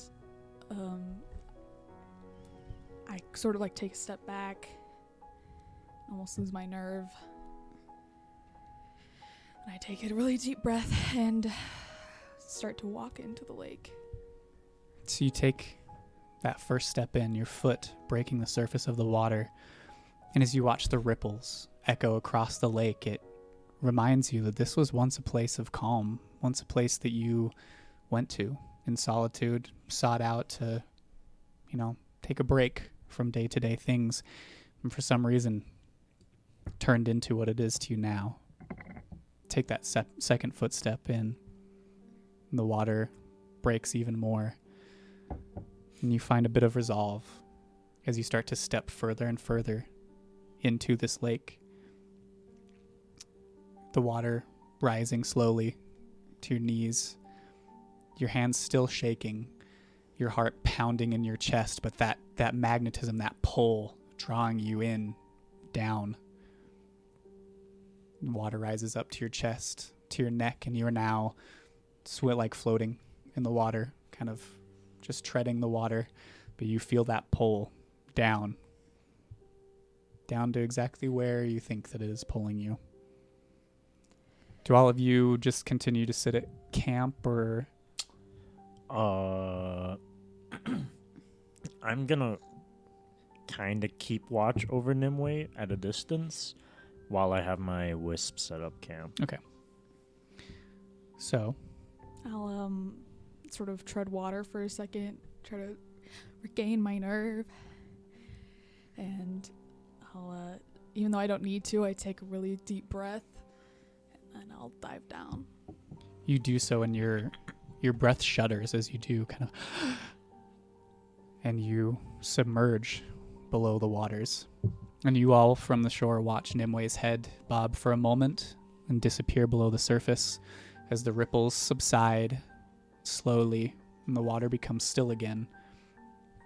Nimueh, you start to swim down, and there are still subtle, faint shafts of light from the sunset kind of cutting through the water that give you a little bit of illumination part way as you swim downwards. I do have the goggles of dark vision. Okay. So you pull those on, and you can see, as you look around the landscape, you can see the bottom of this lake littered with rectangular objects made of sea glass, objects that you know to contain the remains of those dead, buried from the city of Farsolis, objects that you were once interred in when death had befallen you. And you swim down further, and as you do, moments start to flicker in your consciousness as you swim downwards. And you see recent events, combat with your friends, your newfound family, moments where you've reached out and saved them from injuries, from some even from certain death in recent times. And those recent memories start to track backwards. You see yourself at the beginning meeting this group, and shortly afterwards, and you witness again the death of your friend Talon, and the subsequent resurrection, and that feeling of, at the time, not being able to do anything about it, holding him in your arms as life faded away. It goes further back. You remember being with, at the time, the Vanguard, and you see all the accomplishments that you achieved with them compounding into that final moment where Zaylin attempted to force you into harming somebody. And Talon stepping in, and that confrontation and the chaos ensuing, and you're fleeing the group itself. And then, even before that, you go back to life within Farsolis. And as you swim down that fateful moment, you remember as you see the figure of Callista, the one who took your life. And you feel that pain again, just for a brief moment that you felt when it happened. I need you to make a wisdom saving throw for me.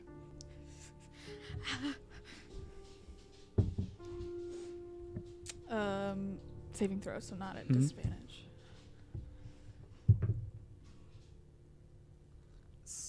19. You start to panic a bit, and even though you can breathe the water around you, it almost starts to feel like your breath is struggling to get out, and you start flailing a tiny bit as you start to go down and almost stop. And you're close now to the bottom. You are around. You can see the scattered sea glass coffins along the bottom of this lake.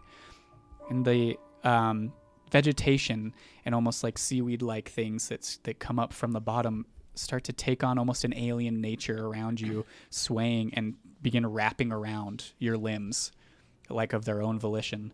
And this causes you to panic even more. And you have these images and feelings enter into your mind that sort of coalesce into words. And you feel this ancient presence pushing on your mind as it says, "Do not resist. Observe. Understand." What do you do? I'll stop resisting. I'll just go limp. And you stop. And Look you don't around. feel the vegetation pulling on you, more holding you in place. And other images start to play through your mind.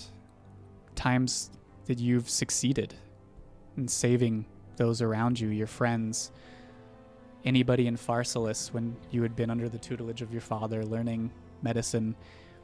All the accomplishments and things that you have done, Nimueh, start to flood into your mind and give you this sort of confidence that almost starts to eat away at that fear and the anxiety building in your chest and take its place. And as this happens, the vegetation unwraps from your limbs. Make a perception check for me. Disadvantage. Should have done this tomorrow.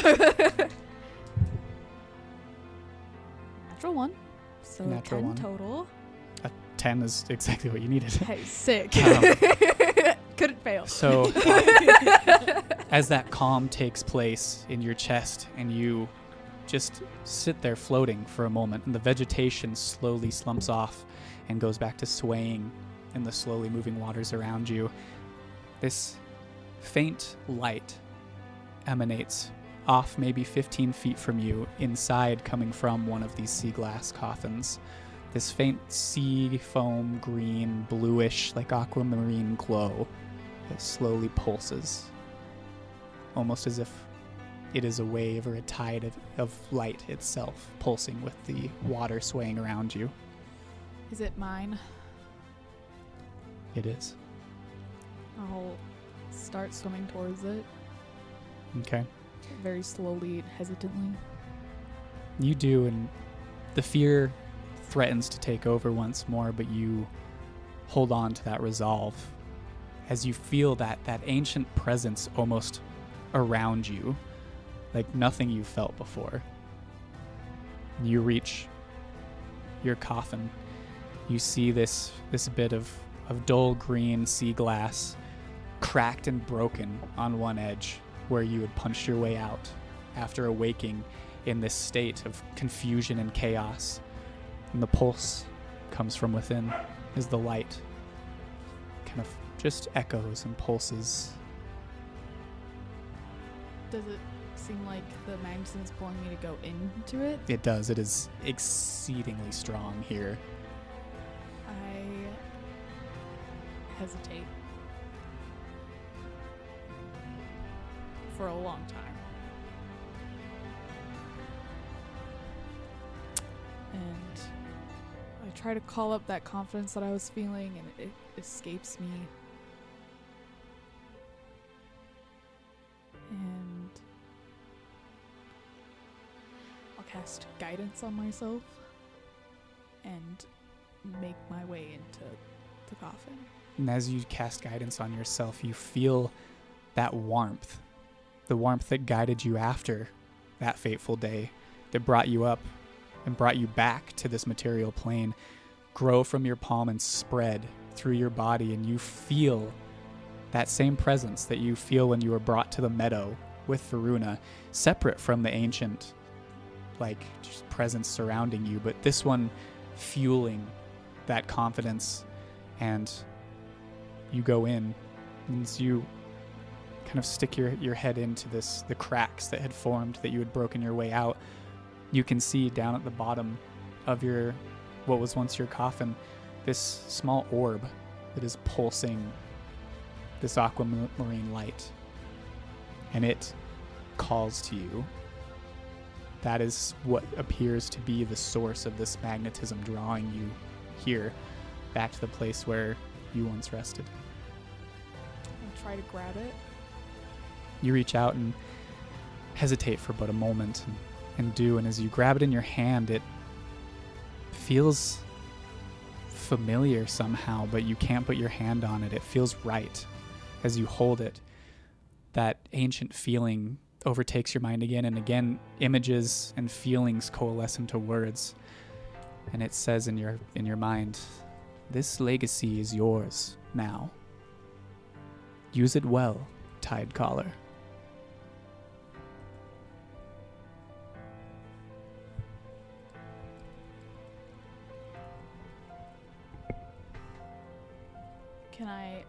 Do I feel different?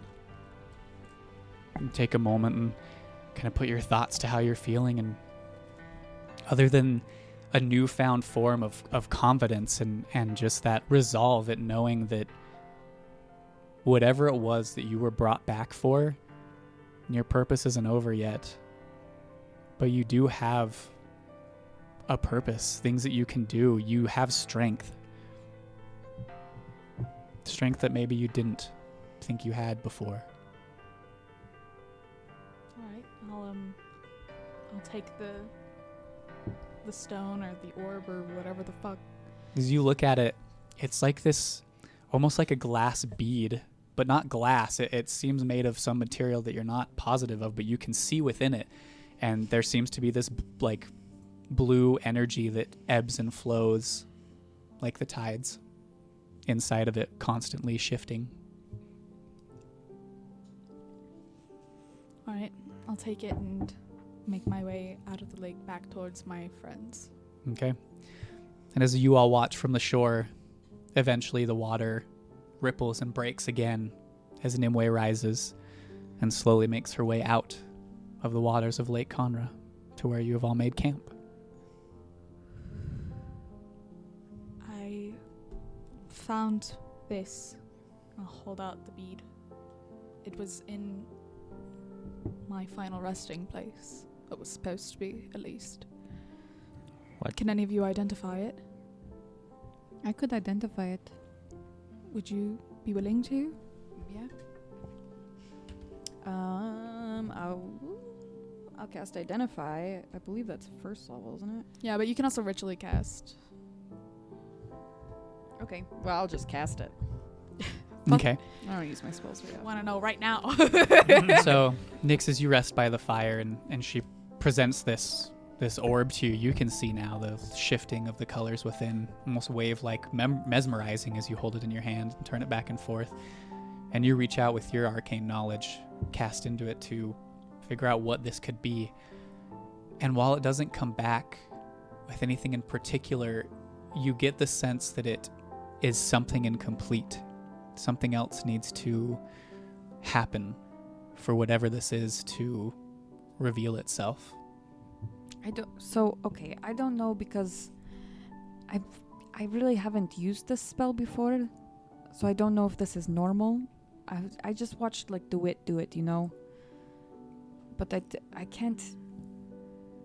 There's something about it that isn't finished? Can I look at my shield? Is there Yes, you like can. a depression where an orb would belong? In the center of your shield, where you have not noticed before, there seems to be a small circular insert. I've never seen it there before. Can I place the bead into it? You do so, and it fits perfectly. And by some form of magnetism or something, affixes there and holds in place.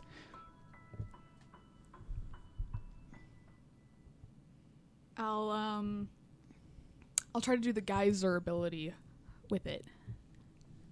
You pick your shield up and attempt to focus the energy into it. Nothing happens. Well, now it doesn't work at all. Well, do you think maybe should I try it again? Try like the whole shield? Yeah, now it's finished, right? Well, I don't know. I have Are no there idea. any This more shield was like holes? this shield was a Well, gift maybe from my the mother. maybe the part of it that was missing was the shield itself. Possibly. I mean, I can do a few more spells if you want me to. I don't know why my mom would give me an incomplete shield. Maybe you Maybe- aren't ready yet. It's Yeah, possible. maybe you had stuff to learn. But then how did the bead get there? or And maybe why was it buried with me? The spot that houses the bead now, you'd never noticed that on the shield before. It was not present before this moment. maybe it's a gift from your god? Maybe. I just don't know. It's so odd. When I was brought to Farsolis and left on my father's doorstep, cradled within this shield, a gift from my mother. I Can- just don't understand this new piece. Can't you reach out to your mother again? Or I- could it be that she's reaching out to you? It's possible. Identify the shield and let's see what that brings. All right, I'll cast it again. On the Maybe you have shield. to attune to it. I'm definitely attuned to the shield, unless I need to re-attune. Reattune. feel like this might be a new shield. Totally new shield. Yeah. New bead, new shield. You Yeah. focus New shield, new and me. cast your arcane energy back into the shield again, Nyx. And again receive, there's still something missing. Not missing, but not yet complete. I can't. It's the same thing. And it was worth a try, but it's still unclear. Which is so odd. I don't understand. A voice, when I was at the bottom of the lake, it talked to me. This ancient voice that I've never heard before. It wasn't Varuna. It felt deeper and old, and it told me. What did it tell me? To observe and understand, and that it said, "This legacy is yours. Use it well, Tide Caller." Have you been called that before? Have I been called that before? It's not a term that you've heard. No one's heard that term before. Mm-mm. No, never heard of it. Okay. Maybe I'll just focus on it. Do I feel like the attunement was broken when I put the bead in? Make an Arcana check. No, I'm bad at those. Disadvantage. 7. Yeah. It's hard to tell. I'll focus on it tonight, and if nothing comes up, then I'm sure we'll figure it out eventually. Does your shield have a name? The shield does have a name. I don't remember what I came up with. I think I came up Okay, don't with. worry about it. What? Said it's okay, don't worry about it. I don't know. I have no idea. New shield now. It's totally new shield. New shield, new name. My father always called it Nerissa's Blessing, but that's not its official name. Okay. Maybe you need to give it name. I think it's probably like Tide Collar or something. I don't know. Well, maybe if your father knew more about this, maybe he's the one that can help you unlock it. Well, I don't know how much my father would know about it, considering that he didn't even know that my mother was a magical being of water from the plane of water until I arrived on the doorstep. So Well, maybe he knows more than he told you. possible. Could be. Well, I'll just focus on it tonight, and if nothing comes to me, I'll send a message to my mother in the morning, see if anything comes up. Are you okay? I'm all right. It was difficult to go back to such a place of trauma. But I think I'm okay. I can't really describe it, but Well, just keep us posted, I guess, if that changes. of course. I do believe that maybe we should talk about a plan moving forward to deal with these guys, because I don't think that we can do a head-to-head fight with Zaylin in the Salvation, especially with your sisters, Seven. Yes, I suggest very much not a head-to-head fight. Well, if we are going to sneak in there, we should make sure that your family's safe first. Well, I sent a message to my littlest sister, Silwyn, a while back, when we were still in Deadcan. And she said that they were alright, just being held captive, but that was about a week ago, though.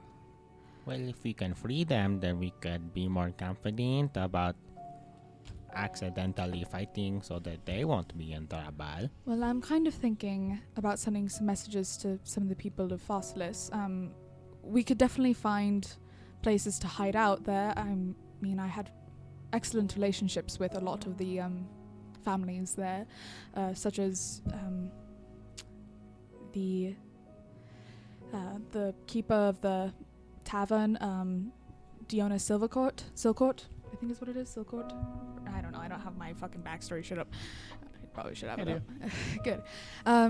You're right. She owns the tavern, and she's also very influential.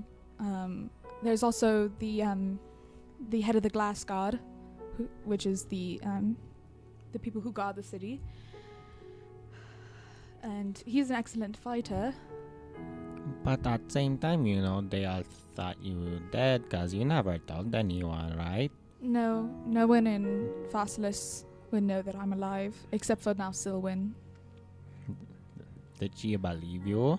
She seems surprised, but she's so small that I think anything's possible to her. She's only, 9 or so.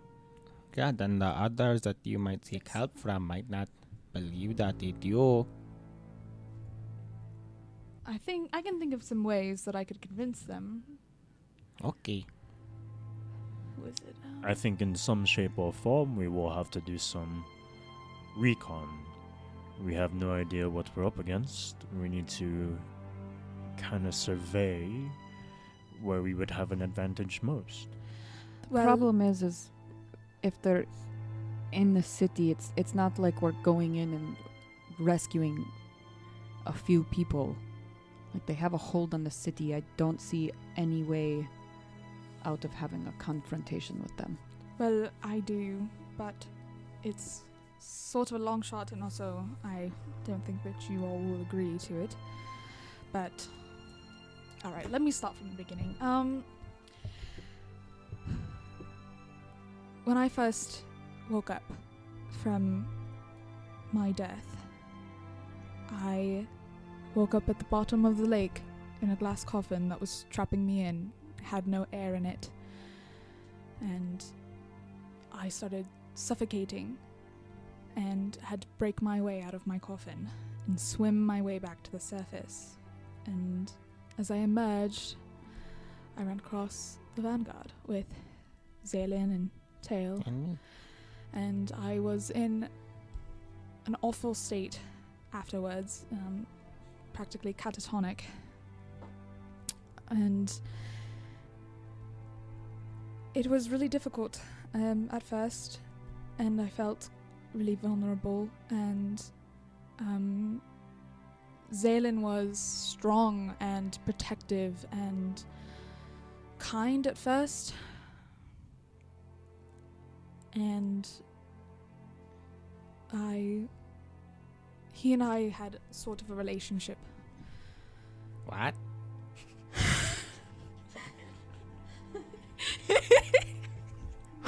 Where was I? Oblivious. Absolutely oblivious is where you were. It was sort of a secret, but it is why he was so. What I thought was protectiveness was actually possessiveness, and what I thought was confidence was actually arrogance, and eventually he showed his true colors, and obviously things did not work out. But I am confident that he does not care so much about getting you back, Tail, as much as I think you're important. I don't think he feels the same way. So this is all about his possessiveness of me. So I think that a good plan would be to just let me go with them, and it would get them away from the city. That's a terrible plan. Also, that doesn't guarantee that they will leave the city. It guarantees Yeah. nothing, just that you won't be safe anymore. And we're not going to sacrifice you, and I'm sure your family would not want you to do that either. We have resources. I mean, as you said, you have connections in the city. They may not know you're alive now, but they can eventually. Look, at present, it is lucky that we got here at the time we are now. If we had taken any normal route, while we would have probably not suffered so much, we would probably not even be here for another week's time. I'm not saying we need a week, but if your family is only in captivity, if they're not in any immediate danger, why not let's take this time to sort out some resources, talk to some old friends, see if we can get any of them to help us, guard rotations, wagons we can hide people in, who knows? And I have that cat potion. I would love to use it on Zaylin. We have a cat potion. A what potion? I don't know. Oh, that turns- made I forgot that made Tail think he Tail was a think- cat. yeah. Yeah, it turns people into cats. That's good But he'd be a whole potion. lot less threatening as a cat. Probably. We also have a lot of mushrooms. I do have 3 mushrooms. We could do both of them. Oh, I have a couple of those too. The point is We have we'll figure it out. yes. While I understand you may want to act now, we have some time to coordinate a plan and hopefully come out of this advantageous. Possibly we use my idea as a last resort. It's If you really want to do that, sure, but I don't want to do it at all, but then I I think say let's Then not no. even use it as a Don't last consider resort. that. I just don't want any of you to get hurt because of my past mistakes. Oh, this is no longer about the past. We're in the present now. And My yeah, sisters are here. Somebody write that down as a dope quote. My sisters are here, so even if we were to give you up, they wouldn't so happily just leave knowing I'm here. And if they have this army under control, then they wouldn't so much leave just because you're in their arms now. That brings me. Why are they traveling with the Salvation? I have no idea. I had absolutely no idea what my sisters were up to in any sense. Is it Would because it be they were looking for me and they knew I was with you? I don't know why they would be looking for you. are they Well, no, I'm saying mercenaries the or Salvation was looking for or me. My is- sisters? No. is this something self-serving to them or to your mother? My guess is it would have something to do with Mother. See, that's why I think it's important to note that this isn't just about you, Nimueh.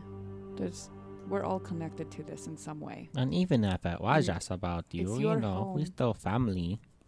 Well, exactly. Like, we've got your back, but I don't think you should bear the burden of this.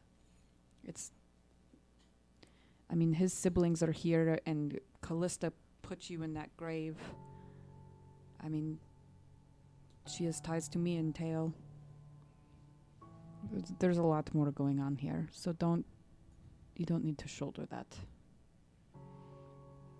Yes, I think we have enough experience in our hands to come out of this in a way where we can actually be proud of, win in a way. I'm just concerned Oh, that I'm we sure. have less numbers than they do, and if your siblings are anything like, if they're anything like you say, or if they're as powerful as the green sibling, then I don't think we stand much of a chance. Oh, don't get me wrong. I don't have a lot of positivity toward this endeavorment. It's actually something I would quite like to avoid.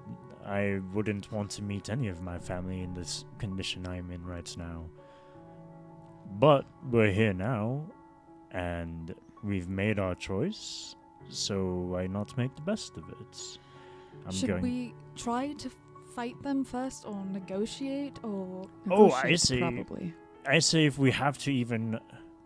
If we can, just not even come into contact with them whatsoever. I don't know how we would be able to do that. Oh, I don't know how we'll be able to do that right now either. I have no information on on the city and its ongoings, but I feel like with a little bit more information, we might be able to make it happen. But if worse comes to worse, yes, if we do happen to cross paths, I say negotiate over fighting. So maybe there's something that we can exploit with the fact that your sisters are with them.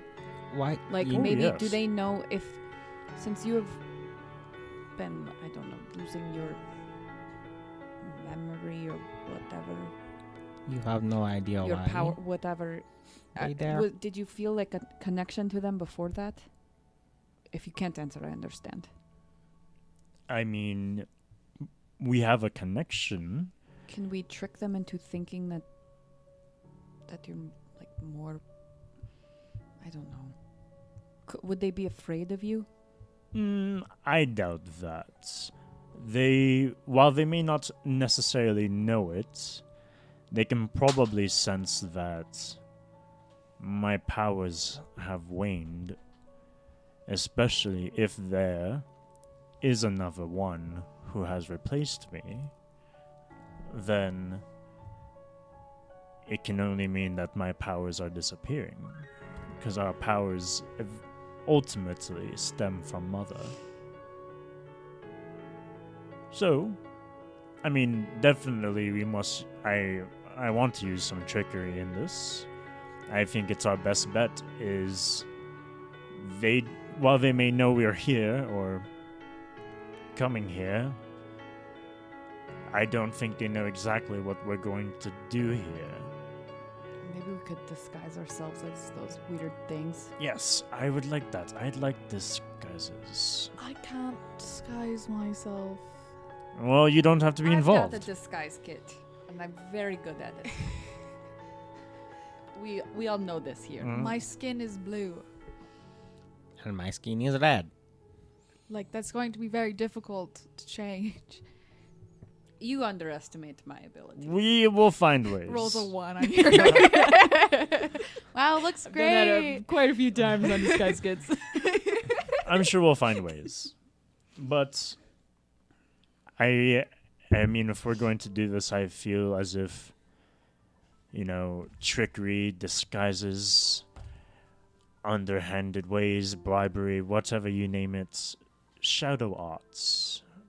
But basically... Well, how are we going to lure them out of Farsolis without compromising any of the citizens? Oh, I don't know yet. I haven't been Send able to them a think that message? yet.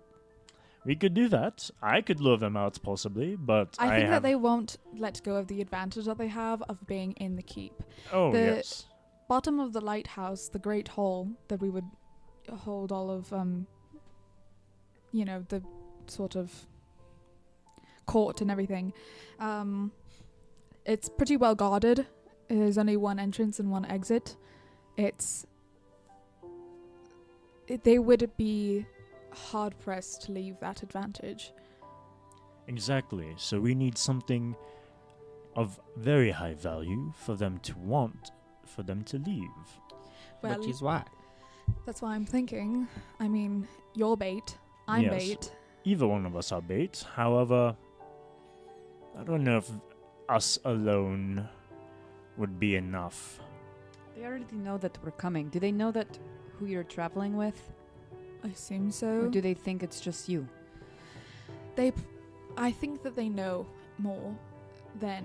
Well, to be fair, your sister's controlled wolves saw us, and there's possibility. I don't know what the capabilities of that are, but even yourself, you said that they had never worked on animals before. We don't know quite the extent of the capabilities of that and whether or not they were reporting back to your sister, in which case they would definitely know who I'm traveling with. Do you know if the wolves can do that? Or I have back? absolutely no idea.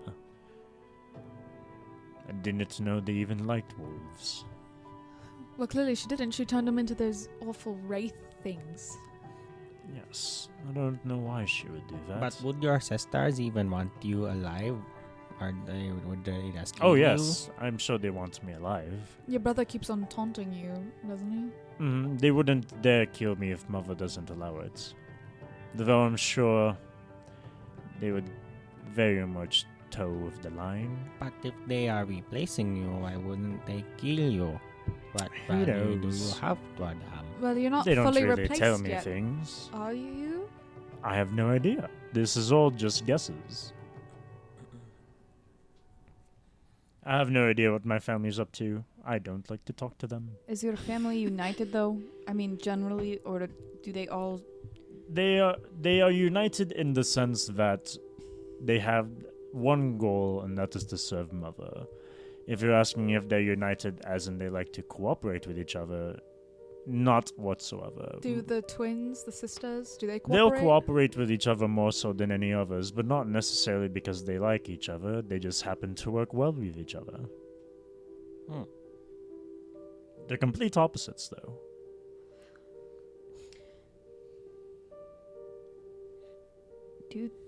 Are any of your of all your siblings, was there one that you got along with? One that you might be able to rely on? Four? No, I would never ever rely on any of It's them. worth asking the question. Little Umbrella Academy vibes whenever we talk about them number-wise. Oh, number wise. No, we shared one purpose, and that was to serve our mother's purpose. That was it. That was the whole purpose of our existence. Isn't this like sort of a never-ending cycle though for your family? Like even if you're replaced, won't the other one who embodies greed, wouldn't they then become greedy enough that they would want the same thing that you did? Your mother I have didn't no think idea. about this. Like wouldn't it be a never-ending cycle? I have no idea. I am the first. We are all the first. There have never been any ones before us. Are you sure? Yes, I'm quite certain. Because when I was born, there were only 6 of them. And before that, there were only 5 and 4 and 2 and then the first. Didn't you say that you were adopted though? Yes. You were born to a normal human family? Yes.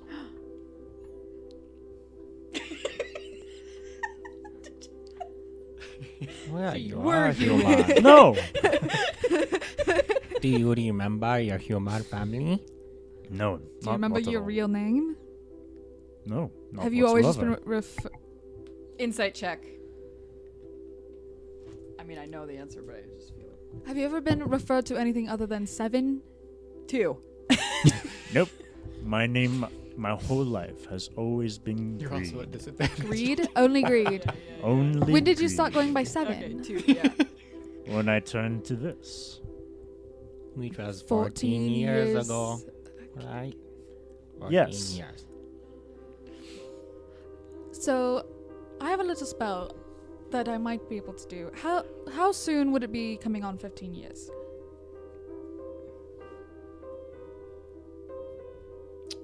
That's what you mean. I mean, you can't be 14 forever. That's what you Well, mean. That How sounds like many a months has it nightmare. been? That's a good gift, dude. It's a giftable moment. How Yeah, many we can months do has that it now. been since you've been traveling? Yeah. I'd say it's probably coming up on 5. Well, about 5 months. So I've got a spell. I might actually be 15 now. I can bless one humanoidish creature, a willing creature, who comes of age, and they get some special properties because of it. It says a young adult. It's the ceremony spell, and it has like a lot of different things you can do with it. It's the one that like lets you get people married and shit. But there's one that says coming of age. And I could do that, and it would give you some cool shit. Also, I could do another thing for you for that. For me? Yeah, it's a pretty dope spell. I don't know what shit I'd be getting. It's What it's is a that? like a little thing that I can do. Well, I mean, it's not necessary, but I mean, if you want to, I'm not going to say no. Okay. But yes, I was adopted. Coming of age. You I touch was born one a human. humanoid who is a young adult for the next 24 hours. Whenever the target makes an ability check, it can roll a d4 and add the number rolled to the ability check.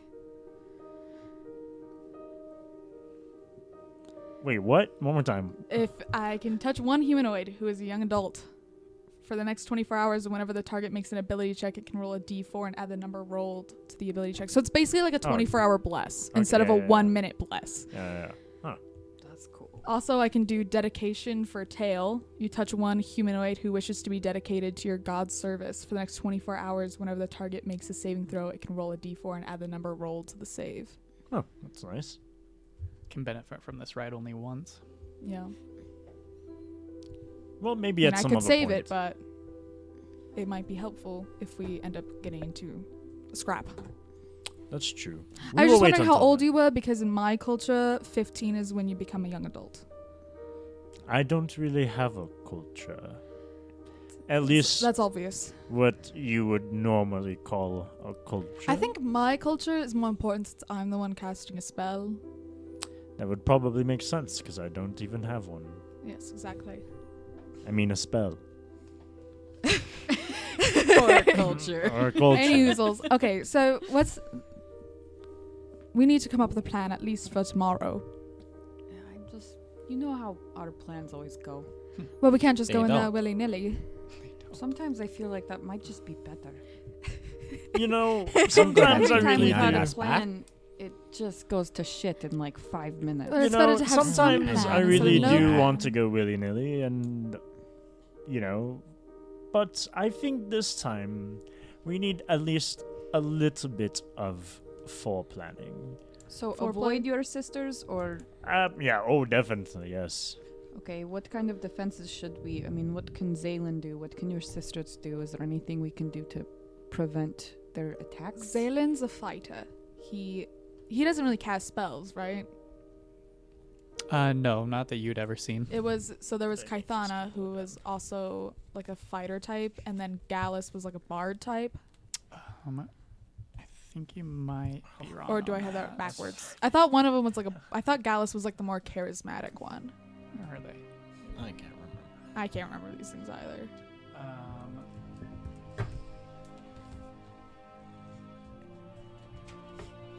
is it not there?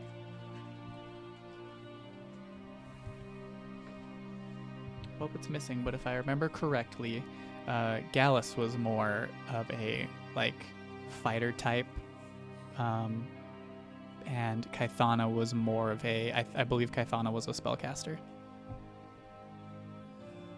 Okay. So Kaithana cast I'll have spells. to look. I don't know where it went. Was it like a bard type, like a support type, or more of like a sorcerer, wizard? Like an offensive spellcaster. Okay. But your sister can charm people, correct? Yes. So I have a spell that could help with that, but That will help because I get charmed easily. yeah, I know you do. She's a bit of a special one. That trauma. I like to believe we're all special. While we all have powers, we all excelled in different things. For example, I was quite good at scouting. I was nimble You don't say. and quick, and I was able to get around. People like telling me things. However, my sisters, one of them speaks, and it's as if magic were woven in every word she says. It's like as if a bard sung a spell, or siren sings her song, but all she did was tell you her name. Or the other one, she's violent and seeks to really negotiate in terms on her account. So if your sister who could charm, if we couldn't hear her, would she be powerless? Ooh. I wouldn't say powerless, as that's not all she's capable of. However, it might deter something. Can you do like silence or something? I do have access to the silence spell, yes. But they are powerful. So Just be warned, if you Big cast brain time. silence, there are a lot Big of spells brain you time. can't My cast. hair is caught in the. I was It's like, what are you just funny because because there's one strand of hair that's just like No, I up. just wanted to. That's exactly how I'd like it to be. Okay, sorry. Purposeful. nice. Well, you fix it, then you put it back. There you But silence might affect her spells. I have no idea. I've But never it tried also myself. affects our spells. That Well, is you don't also have true. to be in it.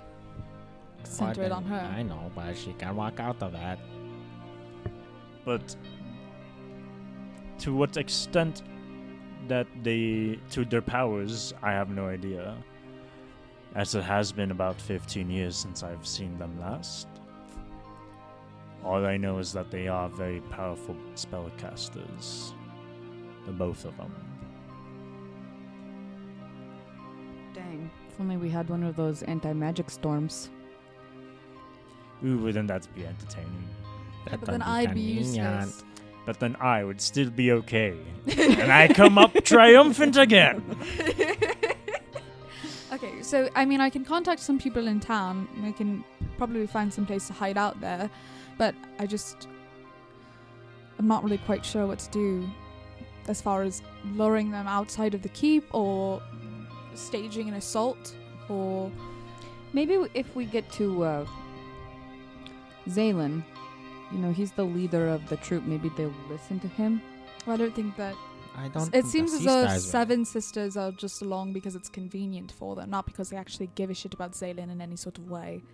Well, we don't know their motives, so until we do, we shouldn't act on them. We could ask all of your friends. Pretty much just ask them what they have been up to, what have they been demanding, and We could try They're- scrying again. yes, and all of their normal routines, like where the guards normally posted, when did they rotate out. Do we know how long your sisters have been traveling with the? I Um, don't know salvation? personally. Did we This ever is find about- that out? About the first time I've heard about from my sisters. The first time I heard about them was when you happened to tell me that there were two figures traveling with your Salvation Army. And and it was just maybe a guess that I knew who they were. How long ago was that? Quite was some before- time ago. Because It was it while we were was. still in Midcross. Yeah, because it the was first a time. scheme that told us, right? Yes. I can send some messages to some of the citizens of Farsolis right now. But you also have to be wary. If their whole town is being held captive, some person might turn you in. I don't think that they would. People might can be a get long pretty shot. desperate. That's true. But I would only contact people that I implicitly trusted. Okay. Just letting you know to be wary. Of course. No, I would. First, I would contact Adrid Silverbloom. He's the head of the Glass Guard and also the son of the, or actually, he's the brother of the current leader of the Silverbloom family. And then there's any of my siblings I would obviously trust. Persimmon, I saw when I scryed on them. My sister Persimmon, she was near them. So she might have more insight into what they're doing. Okay. I'll send a message to Persimmon. I don't know what the fuck to say. Persimmon, it's Nimueh. I know this is a surprise, but I'm trying to help. What information can you tell me about the Salvation, their movements, their goals? Okay. The message is received, and some moments later you hear the response. And you hear Persimmon's voice come through. She says, Nimueh, by the gods, I didn't think I could believe it to be true. You are alive. I don't know how much I can tell you. They're in the keep. They've been here for some time. They know you're coming. That's it. She couldn't give me that much information. All she said is that they knew that we are coming. Well then, I think that's all the more reason to be prepared.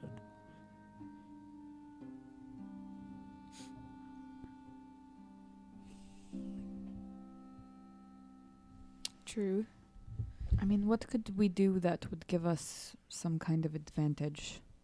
Is there anything? They know we are coming, but they don't know when. They don't know, like, how. Or how many of us? Well, if we could They recruit, probably know that. well, if we can recruit people to our numbers to help us fight. Yes. The Glass Guard are accomplished fighters. They have to train for many years in order to be accepted. Then it would definitely be helpful to have them on our side. But if the town was captured, what did they do And to what stop if they're them? under your sister's charm? Yeah. That's possible. It's That is likely. also very possible. I think we should anticipate that. I don't think... Because, yeah, if they were trained that Yeah. well, then the easiest way is to just turn them How about to any stop. of the common folk? Well, Even if they cannot necessarily fight, I'm sure they could provide hiding. I was very close Or- to the blacksmith and her daughter. Aileen is the blacksmith, and her daughter Orly. I was quite close to them, and the blacksmithing and the tavern I was talking about earlier are just down the hill from the keep. What if your shield has something to do with this? What is there a way? I mean, is there anything you can do to try to get more information? I could message my mother, I suppose. She's the one who gifted it to me. I mean, she would probably know, right? Maybe. I could try. I mean, it's difficult. I mean, maybe There's a maybe that's possibility that something- it won't connect because she is on a different plane I of mean, existence. don't you think it's... I mean, I know it's the location, but... I mean, do you think it's possible that you were given this item now before we go meet these people? I think it's possible. I also think that this is the closest I've been to Farsolis in quite some time. It could be that I just didn't sense it before because this Yeah. is the closest I've been. But it is quite coincidental. You're correct. I'll try sending a message to her and see how that goes, I suppose. Alright, I'll send a message to my mom, Narissa, and I'll hold the shield, the letter that was left with me when I was a baby, and try to connect with her. And I think that when it's cross-plane, there's like a 5% chance it won't work. So Yep. I think I gotta roll You gotta roll 95 or higher. a 95 or higher. Hold on. It's being really slow. There's only a 5% chance that it won't work. Oh, It works the rest of the time. that doesn't. There's a 5% chance that the message doesn't arrive. Okay. Okay. I rolled a 4. It doesn't go through. Bitch. You focus and extend your spell out, That's hoping to fucking reach bullshit. your mother once again, and it fizzles out. I hope I roll that well when I need divine intervention. That'd be nice. Probably not. There was a 5% chance that it wouldn't work. And look, it happened. I'm super upsetty spaghetti right now. Okay. It didn't go through. I don't think it connected. Okay. But I could try to concentrate on the shield tonight, as we do with other magical items. See if anything comes to me. Okay. Yes, I think that's totally fine. I mean, I think we need some time to rest. Well, I need some time to rest Yes. up. I need to as well. Tomorrow we can act. I could always send a message to... I can send one more message tonight and try to ask somebody I trust in town. And we can go in. Okay. We'll talk about going into town later. There's also the man who kind of runs the criminal underbelly of the... Oh, this is interesting.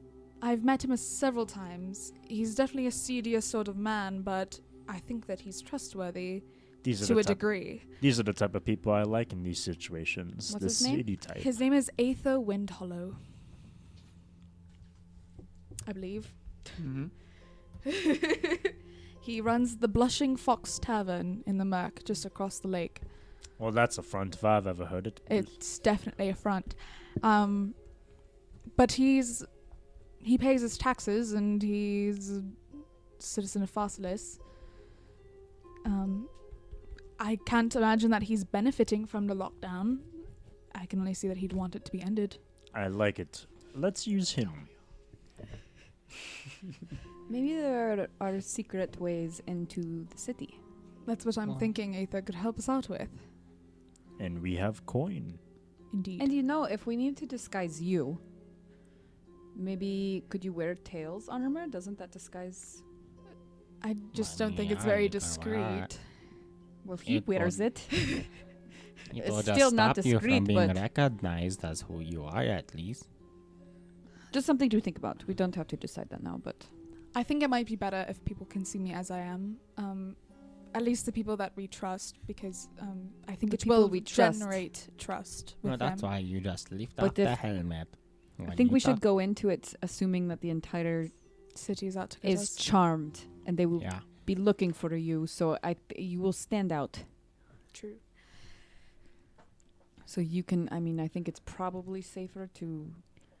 We can disguise Not- myself in the morning with Yeah, your yeah, yeah. disguise kit or whatever we have on hand.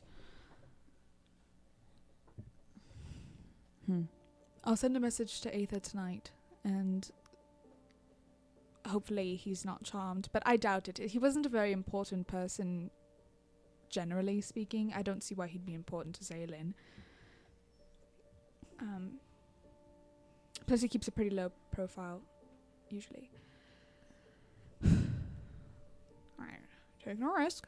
I'll send a message to Aether. Aether, it's Nimueh. Yes, I'm alive. I'm looking to get into the city unnoticed to try and stop the salvation. Is there any way that you can help me? You will be greatly rewarded. Your message is received.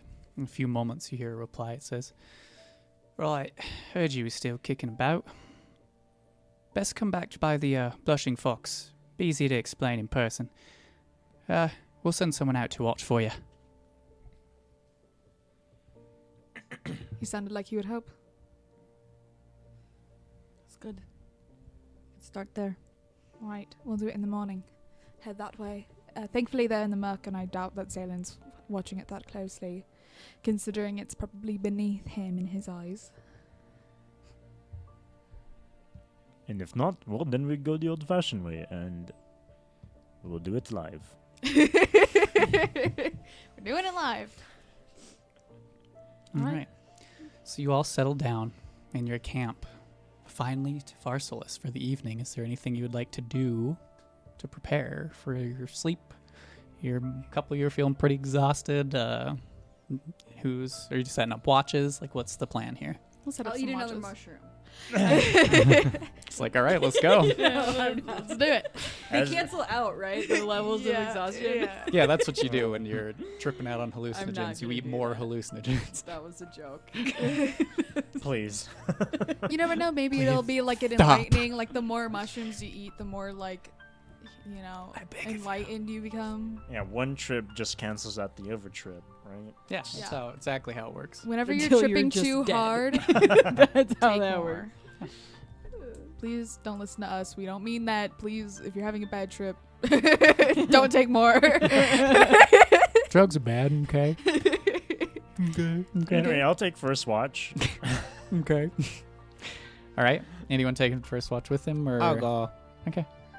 You want the two exhausted people to take watch together. It would probably just. There's 3 exhausted people, so Who else is exhausted? I think it's just you two. Oh, It's you just, Nimueh it's and just the Nick. girls. I know, wait. I've been Oh. wanting to go on first watch, but no one's like, okay, go wait there. Like, fine, okay. I go to bed. Okay. Seven, is there anything you'd like to do, or just give me a Nope. perception check? I'll just give you a perception check. Okay.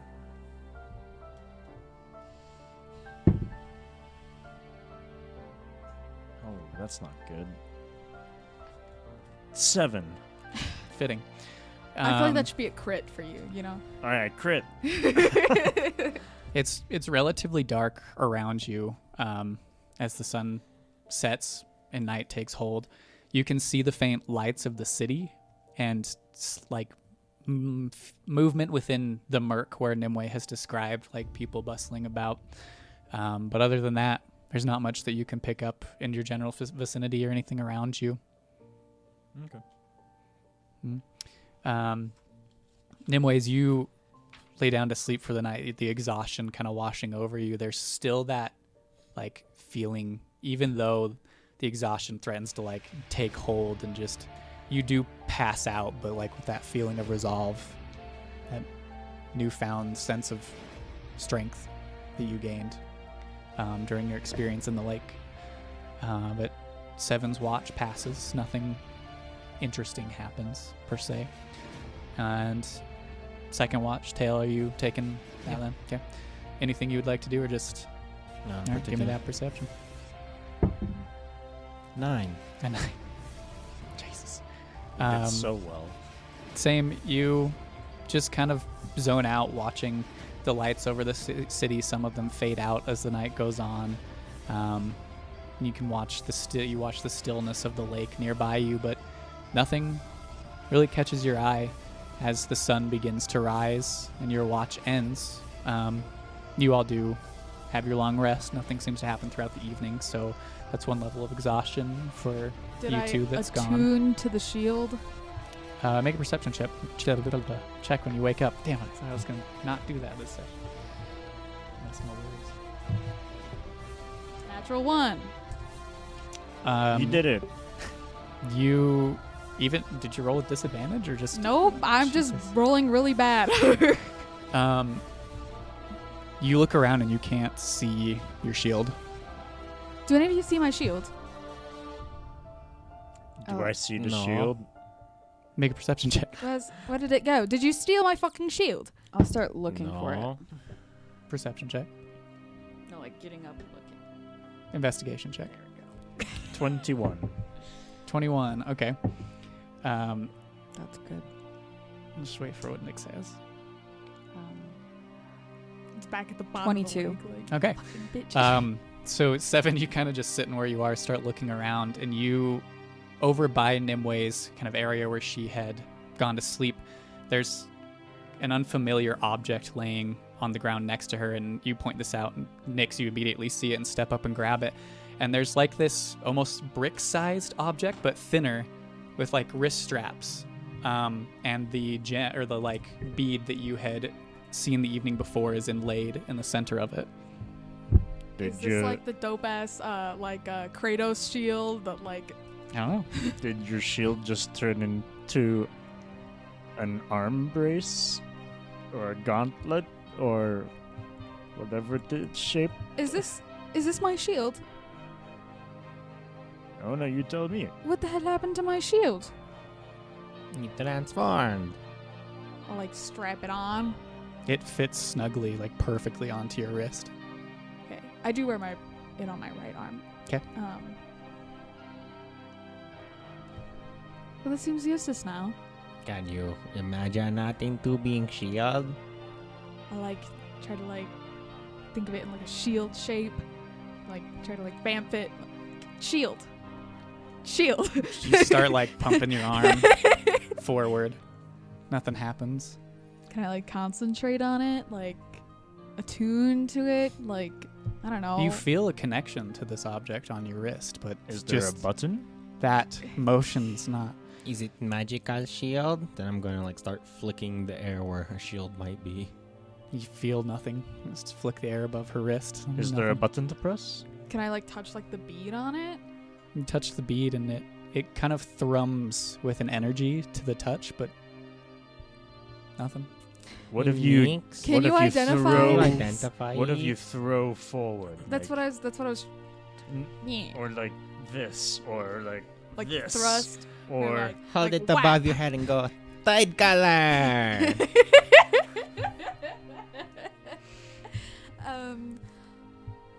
How about we just try to identify it?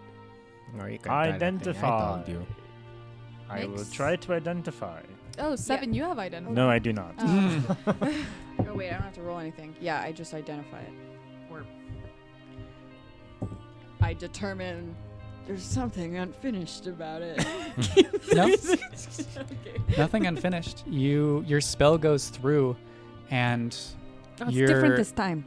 there's like this connection that is made in your mind, and the words "Tide Caller's Rampart" comes into your head. Nimueh, if you would like to check your equipment, you might need to refresh, but it has been added to your equipment. Dun, dun, dun, dun, dun, dun, dun. I guess it just needed time to transform, I guess.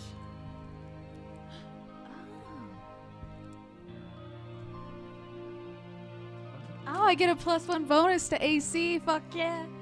Dude, What's read it this at shit now? aloud, please. Okay, the shield is decorated with swirling spirals that pulse a light blue light that ebbs and flows like waves on the sea. While attuned to this legendary shield, you gain a +1 bonus to AC.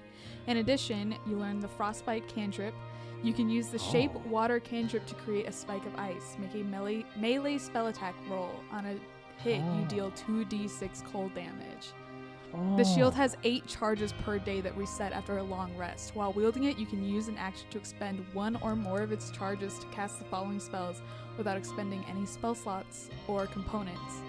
With 2 charges, you cast the Fog Cloud spell at 1st level. At 4 charges, you cast the Tidal Wave spell at 3rd level. And at another 4 charges, you cast the Wall of Water spell at 3rd level. Oh, That's fucking dope! nice. That's I so take crazy. Hey, you bitch. Sleight of hand. It does not say how to use it. It does not say how to make it in shield form. Shield. It's just like that now. Go just- do that Just thing I try said. it. Except say Tide colors rampart. Oh, you can't. You have to attune, don't you? I She's am attuned. attuned. I'm attuned. Well, Why try don't to you ask cast it one of those nicely? spells. Oh no, don't. Okay, I'll try to do a fucking fog cloud. Okay. We'll use 2 charges to do a fog cloud. All right, so you put your focus into this newfound item of strength fastened to your wrist, and the gem in the center, the bead, pulses and flashes, and you see for a brief second there's like this surge of that same light that pulses through Nimueh's veins just briefly, and from the bead itself there's this cloud of fog that just surrounds the area around you all. Well, it worked. Is your shield the shield? But we can't see. Wait, so we can't Does see it? my shield seem like a shield now, or Still just on your wrist. Maybe you got to wait until something attack you. attack me? Okay, Seven, attack her. I'm going to grab my dagger and thrust right in front of her, Make an attack roll. like past her arm where the shield would Oh, it be, still says my armor class is but 18. stop like obviously like right before her. Does that make sense? I'll have to look at that because I couldn't quite figure out how to. It's weird how they make that work, so I'll have to look at it again. Okay. Okay, sorry, what? Did that make sense? You're gonna Like thrust. so, like if she has her arm out like this as if it were a shield, I'd thrust like past it where the shield would be, but still stop right in front of her, so it wouldn't actually stab her. Make an attack roll. Okay, cool. See how well you execute. Let's your... find out. Dun. 25. Okay. That is. Well enough. Yeah. Well, he was trying. I was doing that more to see if he could stop it before stabbing you, like he was describing. So Seven steps up hesitantly and thrusts the dagger towards you, and you hold your arm out, and in this spray of sea mist, the shield like envelops and rolls out of your wrist, surrounding your arm, and you can all see that same blue light emerges around the edges in swirls and waving patterns that seems to pulse and block Seven's knife as he does, and there's almost this spray of seawater and mist that splashes off of it as it solidifies as a shield on her wrist. I'm wet. That's cool. Does it stay like that or does it fade? It stays like that for the moment. That's fucking cool. Yeah, that's pretty cool. Well, that's neato burrito. Wow, I wasn't expecting that at all. Alright, I put my dagger away. Okay. So, How did that? All right. Well, it looks like it will self-activate. That's pretty nice. That's good to know for the future. so what's the plan? Alright. Well, we should head over to the Blushing Fox Tavern. Oh, we should disguise me first, though. Yeah, we should probably do that. Right. Still at disadvantage. Oh, are you? I'll give you. Ability checks. I'll give you enhance ability for dexterity checks. That way, it's just a straight roll. All right. So Nimueh steps forward, and you feel that surge Oh, I am pulse proficient through, in and it, though. for the moment, your exhaustion That'd be nice. fades Oh, we had a lot. briefly. So Dex plus.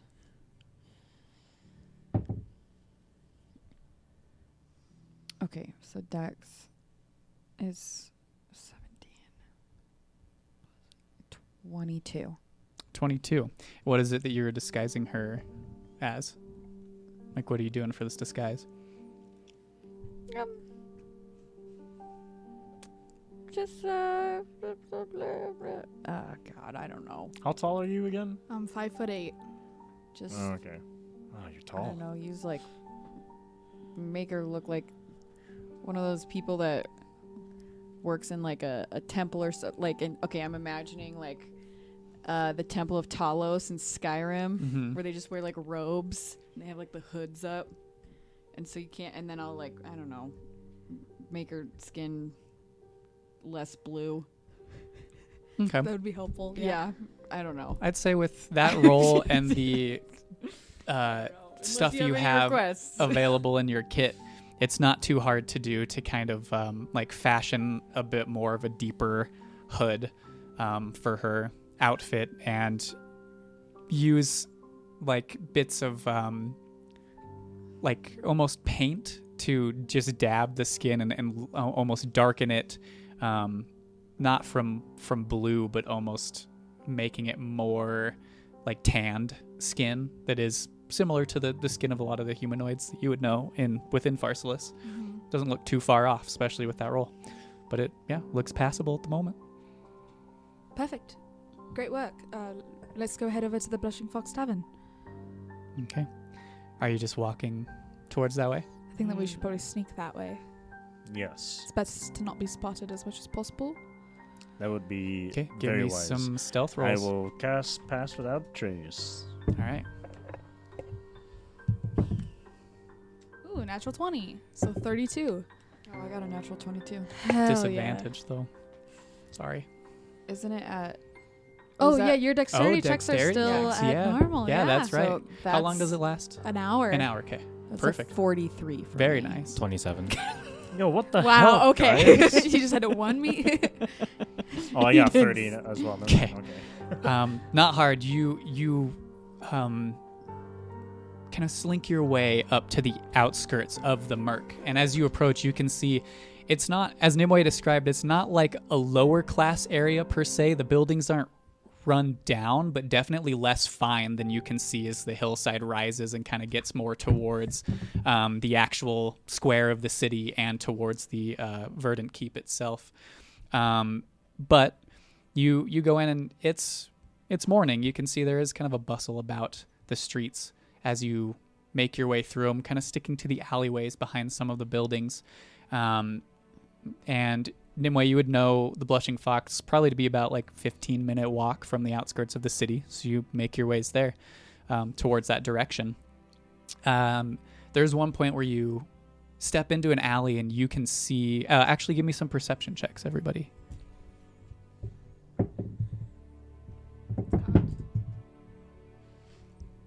17. 15. No, 18. 15. 9. Okay. Seven kind of takes up the rear watching behind and doesn't quite notice this, but the three of you walking down the alley can see just outside of the alley there appears to be, Nimueh, you recognize the armor of some of the glass guard. Mm-hmm. And there are a couple members that are walking the streets, and you get that moment of hope of like, oh, they're still here. Maybe that's something. And then you watch them walk up to somebody on the streets and just begin harassing them, throwing them back and forth, pushing them. They shove this kind of older middle-aged man onto the ground and just stoop over him and begin laughing and start walking away from Which is him. pretty atypical for the people that I know Very. to be in the glass guard. I think that the glass guard might be charmed. That was very, very unusual. So you keep going from where you were, and you come around to the last alley that you know to be. You can see across the street the Blushing Fox. You would have to cross the street to do so, and you all check both ways, make sure to see if there's anybody around, and step out of the shadows of the alleyway to dart across to the Blushing Fox Tavern. And as you do, a door to your right opens up, and you turn just in time to see another one of the glass guard step out and see all of you there and go, huh, well now, what is it that we have here? Kind of steps up towards you all and goes, bit of a motley looking group. Can't say I've seen you all before. Kind of eyes all of you, looks at you, Nimueh. Looks up and down, and his eyes move on to the next person. Eyes all of you. Goes, well, we have a bit of a tradition here now in Farsolis that newcomers are to meet our new grand rulers of the city. So if you wouldn't mind coming with me, we'd, just like to check everybody who comes in. And I cast command. okay. As you're reaching out to do this, there's a blur of motion above you on the rooftop, and you all see this hooded, cloaked figure, like acrobatically, very finessed, leap down and roll onto the ground, up onto his feet very quickly, turn and pull out these two like hook blades, almost like blades that come up and down Like into Jet? a hook. Yeah, like Jet from Avatar, and pull reach down and pull the foot of this guard. As he falls down on his face, another guard walks out of the door behind, and you see this figure raise a foot up in a very uncharacteristic angle, and you can see this reptilian skin and these clawed feet push this individual up against the wall in force and slam its head as it looks dazed, and he turns around and pulls the blade on his neck and throws the individual down. And you can see spinning to face you all the tan, milky skin, brown, shaggy hair as the hood pulls back of Lorenzo Renaud, staring at all of you with a bit of a smile. How did you get here so fast? He says, "Well, you said you needed some help. I said that I might be able to do that. But we should probably get inside. It's not very safe out here. Come." Is the guard still is he They're just- like dazed on the ground. The one that was slammed against the wall is like holding his there's head. How many of them? There were 2. I'm gonna go up to each one and I'll be like, I'll pull out my shadow mushrooms. That's just what I wrote down. I'll be like, take this, it will make you feel better. Make a persuasion check with disadvantage. I rolled 12 both times. A persuasion. Wouldn't it be deception? That is deception. I'm lying. Yeah, okay, you are fine. lying. Yeah, I'll give you that. 16. Jesus. All right. One of them, Nice. one of them's like unconscious. The other one that's like dazed just looks up to you and grabs it out of your hand. Force feed the other one. And he takes a bite, and you can see him kind of grimace at the bitter taste of it that you remember. It will get better. Just Just says- give it some time. Thank you. Medicine never tastes good. Does the other one not take it? He's not. He's like unconscious on the Force ground. feed it. I will force feed him. You like put it in his mouth and like move his jaw to chew it. Well, I'm certainly not going to do it for him. I saw. Actually, I got a story about that. Just a lady in the drive-thru chewing a dog bone and giving it to her dog. Oh my god, wait, you told me this before. Yeah, sorry, that's what I was thinking of. Okay. Yeah, like I don't want him to choke. I'll put it in his hand, and I'll leave a little note that says, "This, or you'll feel better." So as the rest of you turn and start moving towards the tavern, Nyx pauses for a minute, and you turn back, and as you're like walking away, so you pull out a little note, and stick it in this guy's hand, and fold it, and like the other guy who's sitting there half dazed just looks at her and gives her a nod. Make and, sure like, he eats this. Eats the rest of the As mushrooms. soon as he wakes up, you have to make sure he Right, eats this. If you, yeah. it will make you feel better. Are you sure? It doesn't taste too good. It's good medicine never does. Oh, cheers to that. Drink to that, bro. And you follow after your Nobody will companions. believe him. Tripping, dude. I saw these 4 figures going into a tavern and someone hit So- me and then I saw myself and then Nice. Lorenzo nice. leads you into this tavern, and you walk in and can see it's not a very upscale bar, but as Nimueh described, seems to be quite the place that seedy individuals would travel for and visit for their escapades and whatever seedy dealings they do within this city, the city of Farsolis. You can see behind the counter there is a human man, kind of middle-aged. You can see this kind of stocky, muscular, bald man with brown eyes, tan skin, shining glasses, and turn and give a nod to Lorenzo and turn and look at you all and go, "So, right, this the group we were looking for?" And Lorenzo just turns and says, "Well, yes, if you wouldn't mind, we need to take a step downstairs. Quickly." Man just gives a nod and turns and like moves something behind the counter, and you can see this in the corner, this like trap door almost open to a stairway down to the basement below the tavern. Lorenzo steps that way. Do you all follow? I just like pull my hood back a little bit and I go, "Thank you, Aether." He looks up and down and goes, "All right, can I see Oh, yeah. exactly what he moved to open up the make a perception check."